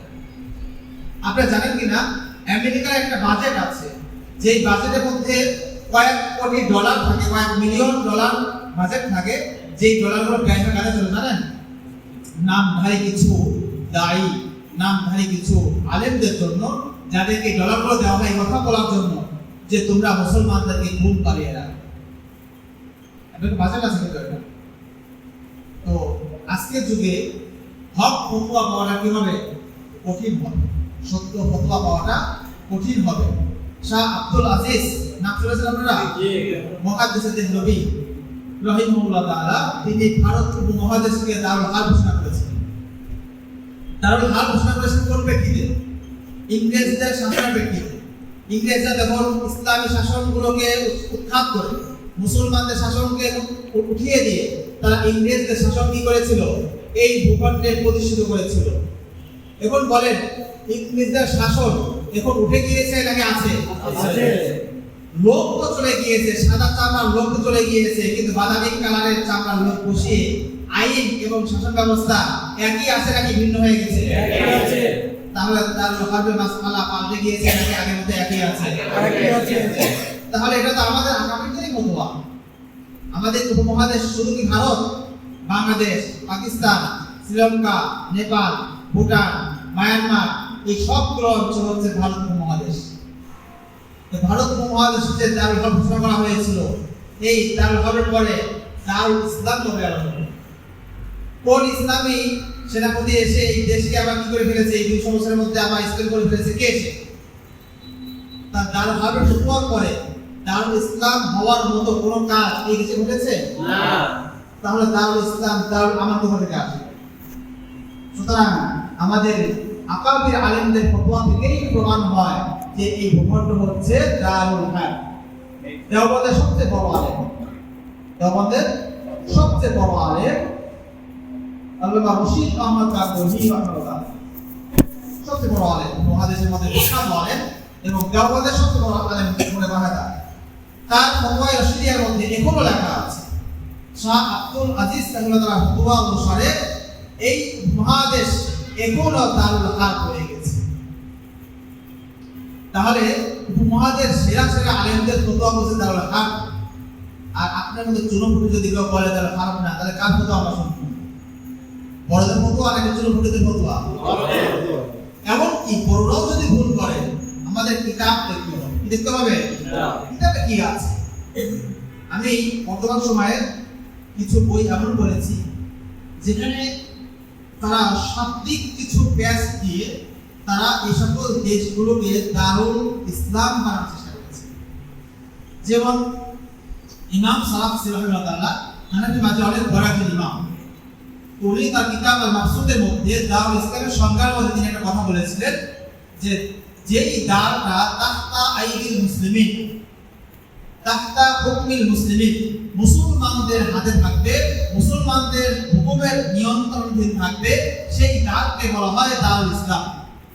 সেই আল্লামা বর্তমান যুগের বিখ্যাত একজন আল্লামা, তিনি বলতেছেন বর্তমান এই 57টি দেশ এগুলো যেহেতু মুসলমানদের হাতে আছে, সুতরাং এই দেশগুলো সব হলো দারুল ইসলাম।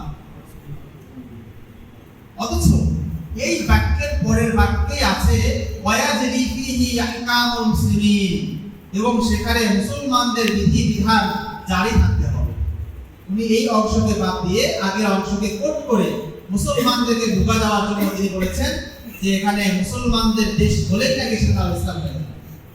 কি পরিমাণ ধোঁকা, কি পরিমাণ মুসলমানদেরকে বিকৃত করা হয়েছে, কিতাবটা আমরা বুঝি, আমরা তো আগে করেছি, আমাদের চোখে তো ধুলা দেওয়ার সুযোগ নেই। পরিবারক দেখেন, পরের অংশ দেখেন ওয়ায়াজিনি ফিহি আহকামুল মুসলিমিন, মুসলমানদের আহকাম এটা কি ব্রিটিশ নাকি মুসলমানদের আহকাম কোরআন সুন্নাহ? তাই মুসলমানদের সংবিধান জারি থাকতে হলে যদি হয়, তাহলে সেই ইসলামী শরিয়াত যদি প্রতিষ্ঠা না থাকে, যদি ব্রিটিশ আইন যদি এখানে প্রতিষ্ঠিত থাকে, সেকুলার আইন যদি প্রতিষ্ঠিত থাকে, সেকুলার আইন ব্রিটিশ আইন এটাকে মুসলমানদের সংবিধানকে বলা হয় না। ওই কিতাবে স্পষ্ট লেখা আছে ওয়ায়াজরি ফিহি আহকামুল মুসলিমিন, এবং সেখানে মুসলমানদের আহকাম জারি থাকতে হবে। দেখেন কিভাবে প্যাস করা যায়। এইজন্য যারা হকপন্থী আলেম, যারা হক কথা বলে, কথা লুকায় না, যারা কোরআন এবং সুন্নাহর কথাকে তারা গোপন করে না, যারা আগে কি পরে কি সকল কথাকে উল্লেখ করে মুসলমানদের স্পষ্ট করে দেয় ফতোয়া, তাদেরকে অনুসরণ করে। এইজন্য আংশিকভাবে যারা বলে মুসলমানদেরকে ধোঁকা দেয়, শুধু তাহতা আইদিল মুসলিমিন বলেছেন উনি, মুসলমানদের হাতে থাকবে, মুসলমান কিনা সেটা তো বুঝতে হবে। সেকুলার কি মুসলমান হতে পারে না?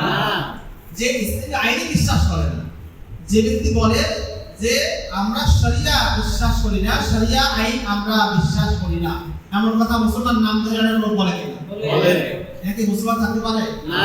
যে ব্যক্তি শরিয়া চায় না, যে শরিয়া পছন্দ করে না, এমনকি ইসলামের সবচেয়ে ছোট একটা বিধানকে যদি কোনো ব্যক্তি অস্বীকার করে, ইসলামের কোন একটা বিধানকে যদি কোনো ব্যক্তি অবজ্ঞা করে, তার ইসলাম ও ঈমান ঠিক থাকতে পারবে না। তাহলে যে শরিয়া চায় না, ইসলাম চায় না, এমন সেকুলার সে মুসলমান হতে পারবে কখনো? এ তো মুসলমানই না। আমি যদি ওয়ায়াজরি আহকামুল মুসলিমিন এই বাক্য নাও বলি, যদি শুধু বলি যে দারুল তাহতা আইদিল মুসলিমিন, যে ভূখণ্ডটা মুসলমানদের হাতে থাকবে সেটাই দারুল ইসলাম, তা আপনার এই দেশগুলো কি মুসলমানদের হাতে আছে নাকি তাগুত এবং মুরতাদের হাতে আছে?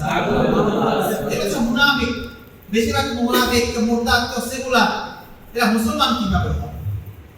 মুসলমানদের হাতে তো নয়, ইসলামী আহকাম জানতে ধরে থাকে। সুতরাং এই সকল ভূখণ্ড হলো সব কুফফারদের হাতে চলে গেছে, মুনাফিকদের হাতে চলে গেছে, গাদ্দারদের হাতে চলে গেছে। এই সকল ভূখণ্ড উদ্ধার করা মুসলমানদের জন্য ফরজে আইন এবং কিফায়া। ফরজে আইন শুধু আমাদের দেশের জন্য না, পুরো পৃথিবীর সকল মুসলমানের জন্য, পুরো দেশের সকল মুসলমানের জন্য এই ফতোয়া কে দিয়েছে? বলবেন আল্লামা শামী রাহিমাহুল্লাহ, হানাফি মাযহাবের প্রখ্যাত একজন শায়েখ, প্রখ্যাত একজন ফকিহ। তিনি স্পষ্ট ফতোয়া দিয়েছেন যে যদি নিকটবর্তী অঞ্চলের মুসলমানরা সেটা উদ্ধার করতে না পারে এবং জিহাদ করতে সক্ষম না হয়, তাহলে পুরো পৃথিবীর সকল মুসলমানের উপরে এই বিধানটা কি হয়ে যাবে? আজকের যুগে বর্তমান সময়ে ফরজ যে হয়েছে এটা ক্লিয়ার বুঝে আসছে কিনা? এটা হচ্ছে মুসলিম ভূখণ্ড প্রতিরক্ষা করা, এটা আমাদের সময়ে মুসলমানদের জন্য এটা আমাদের জন্য একান্ত জরুরি, এবং এই কাজ করার জন্য আমাদের জন্য কিছু করণীয় আছে।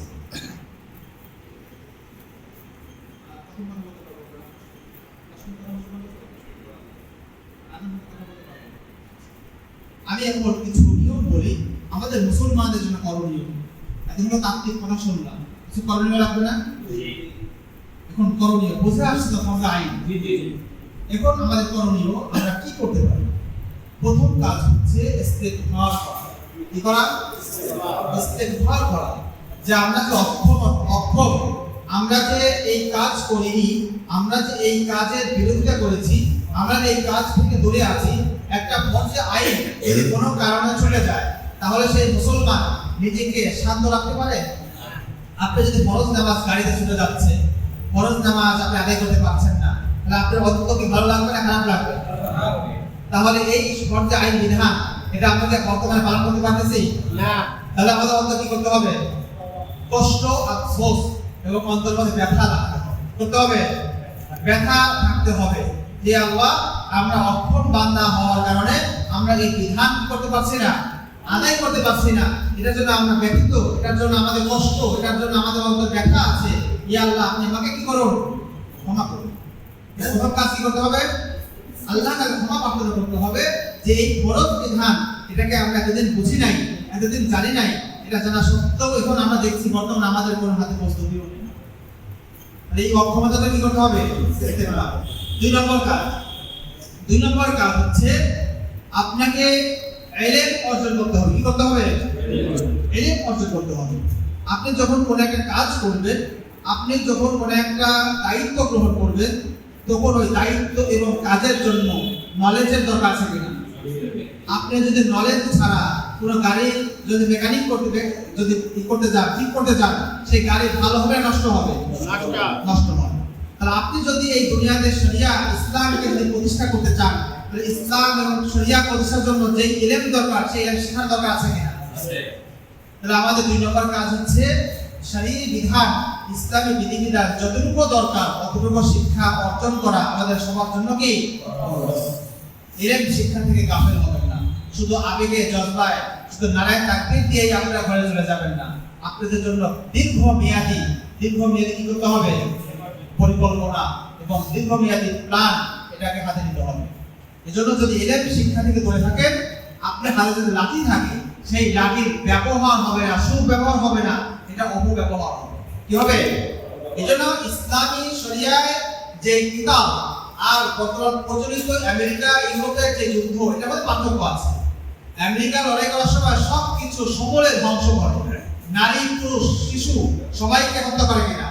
বর্তমান ফিলিস্তিনে যে বোম্বিং গুলো হয়, এখানে কোনো নারী পুরুষ শিশুকে আক্রমণ করা হয়? বেশিরভাগ নিহত কারা হয়? শিশু, নারী, অবলা, অসহায় এবং বৃদ্ধ। কিন্তু ইসলামে আপনি এভাবে লড়াই করতে পারবেন না। ইসলামে একটা নীতিমালা আছে, যারা যুদ্ধে সক্ষম, যারা সরাসরি মুসলমানদেরকে যারা মারে, যারা সরাসরি মুসলমানদের উপরে আক্রমণ করে, এইরকম যুদ্ধে সক্ষম যারা, তাদেরকে আপনি মারতে পারবেন। কিন্তু অমুসলিম যদি কোনো নারী হয়, অমুসলিম যদি কোনো শিশু হয়, এমনকি অমুসলিম যদি কোনো বৃদ্ধ হয়, তাকে কি আক্রমণ করা যাবে? যদি সে আপনাকে আক্রমণ না করে, সে ঘরে বসে আছে, সে তার গির্জার মধ্যে সে বসে তার উপাসনা করছে, আপনি তাকে কি করতে পারবেন না? আক্রমণ করতে পারবেন। কোনোরকম ভাবে ইচ্ছাকৃতভাবে কোনো ফসল গাছপালা কাটবেন না, ইচ্ছাকৃতভাবে কোনো ফসল আগুন জ্বালিয়ে দেবেন না। হ্যাঁ, যদি জ্বালিয়ে না দেওয়ার কোনো উপায় না থাকে তাহলে জ্বালিয়ে দেওয়া যাবে, কিন্তু ইচ্ছাকৃতভাবে সব কিছু সকলে ধ্বংস করা যাবে না। এখানে অনেক নীতিমালা আছে, অনেক ইলমের দরকার আছে। এই ইলম অর্জন করার সাথে হাতে আপনি কি আর্মস তুলে নেন, তাহলে এটা কি হবে? অপব্যবহার হবে। অপব্যবহার যেন না হয়, এই জন্য 2 নম্বর আমাদের দায়িত্ব হচ্ছে কি করা? যথাযথ, কি বলতে হবে? যথাযথ পরিমাণ ইলম অর্জন করা। সব ইলম অর্জন করা আপনাদের জন্য হবে না, আপনাদের সবাই আলেম হয়ে যাবে না। আলেম কি সবাই হবে না? এক শ্রেণীর দল আলেম হবে, আর এক শ্রেণীর লোক হবে যারা কি ময়দানে কাজ করবে। এই ভাগ আল্লাহ করে দিয়েছে।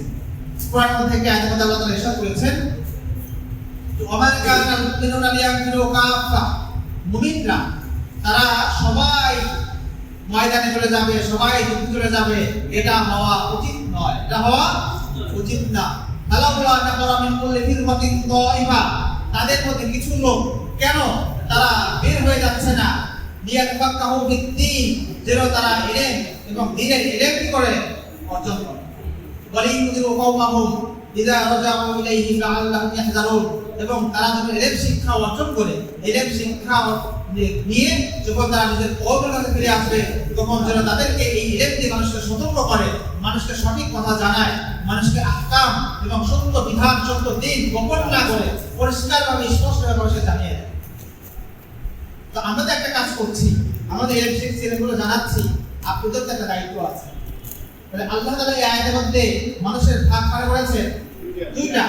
একটা কাজ বলেছেন যে সবাই একসাথে মাঠে যাওয়ার দরকার নাই, কিছু লোক মাঠে যাবে আর কিছু লোক কি করবে, ইলম শিখবে, সঠিক বিধান জানবে এবং এই সঠিক বিধানকে মানুষের মধ্যে কি করবে, প্রচার করবে, প্রসার করে মানুষকে জানিয়ে দেবে। এই জন্য আপনাদের দ্বিতীয় নম্বর দায়িত্ব হচ্ছে যথাযথ পরিমাণ কি করা, ইলম অর্জন করা।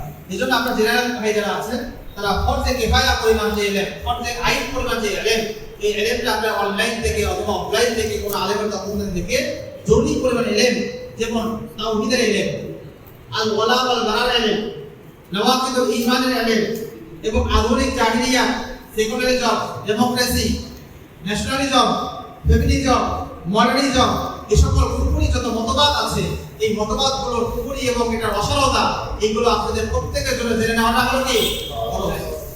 এই ইলমগুলো আপনারা অর্জন করেন, প্রাথমিক ইলম অর্জন করে নেবেন, কোনটা দারুল কুফর, কোনটা দারুল ইসলাম, দারুল কুফরে বসবাস করার বিধান কি, দারুল কুফরে যাওয়ার বিধান কি, ইউরোপ আমেরিকাতে বসবাস করার বিধান কি, মুসলিমদের সাথে আপনার আচরণ বিধি কেমন হবে, এই সবগুলো বিধান জেনে নেওয়াটা এটা মুস্তাহাব না ফরজ?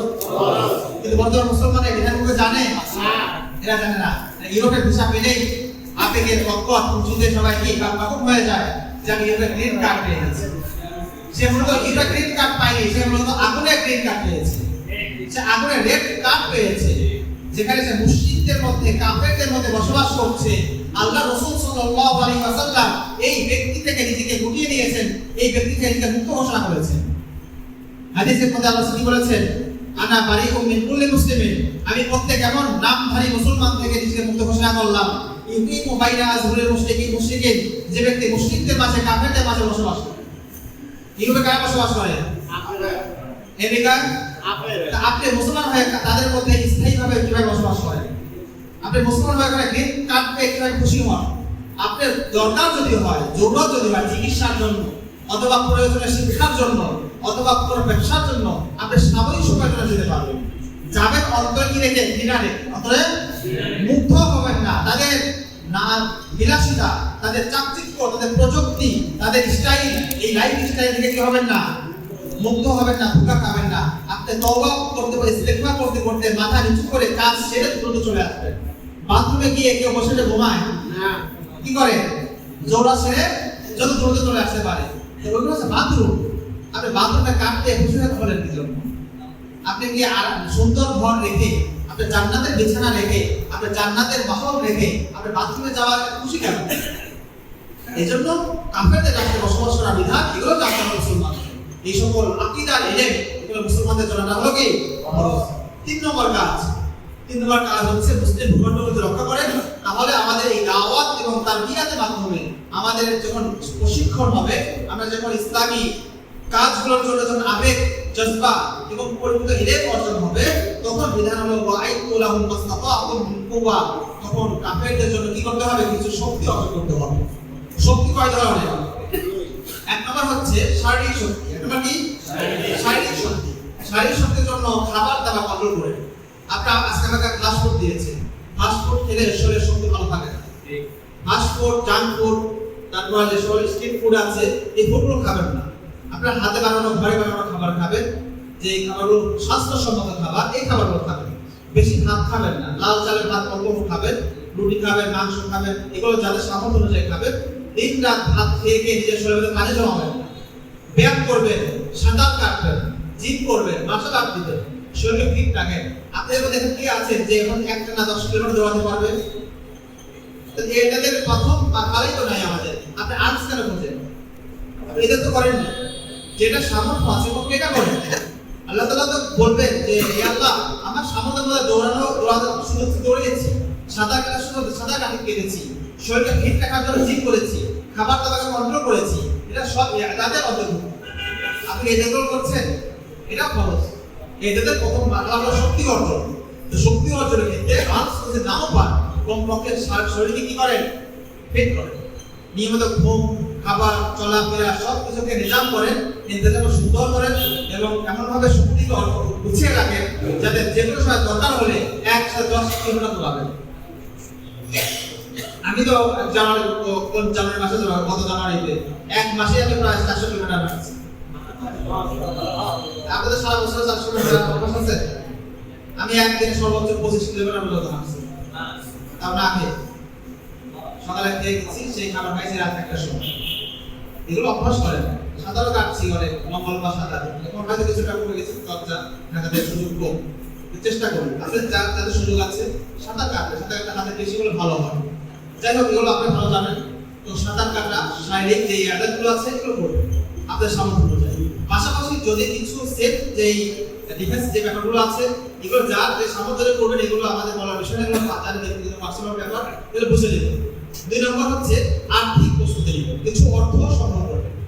অর্থ টাকা রাখবেন না, অর্থ রাখবেন হচ্ছে জমি অথবা স্বর্ণ অথবা রূপা, এগুলো জমা রাখবেন, এগুলো সময় মতো কাজে লাগবে। রাসূলুল্লাহ সাল্লাল্লাহু আলাইহি হাদিসের মধ্যে আছে যে লা ইয়াতিয়ানা আন-নাস জামানুন, মানুষের কাছে এমন এক সময় আসবে লা ইয়ানফাউহুম ইল্লা দিনার ওয়া দিরহাম, যখন দিনার আর দিরহাম স্বর্ণ রূপা ছাড়া কোনো কিছু কাজে আসবে না। এই জন্য আমেরিকা যারা ইনভেস্টেড যারা আছে, এমনকি রাশিয়া এবং চীন, তারাও এখন সবাই একমত হয়ে গেছে আগামীতে স্বর্ণ রূপা ছাড়া আর কোনো মুদ্রা হয়তো না চলবে না। এই জন্য স্বর্ণ রূপা কি করে সংগ্রহ করে, এটা আপনারা গত 4 বছর জোরগুলো দেখেন স্বর্ণের দাম কি করে বাড়তেছে। এবং ইন্টারন্যাশনাল দেখেন স্বর্ণের দাম বর্তমানে আউন্স কত, বর্তমানে হচ্ছে প্রায় $3000, যেটা গত কয়েক বছর 2 বছর আগে ছিল এটা 18 থেকে $200 ছিল। অনেক দাম বেড়ে যাচ্ছে।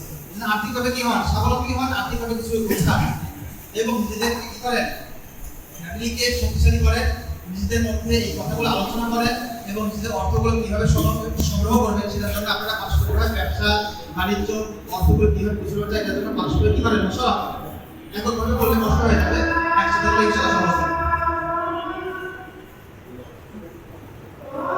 ঠিক আছে, আমি অনেক কথা বললাম, আপনারা কথা বুঝাবেন, আমল করা তৌফিক দান করুন। ওয়া আখিরু দাওয়ানা আলহামদুলিল্লাহি রাব্বিল আলামিন। আসসালামু আলাইকুম।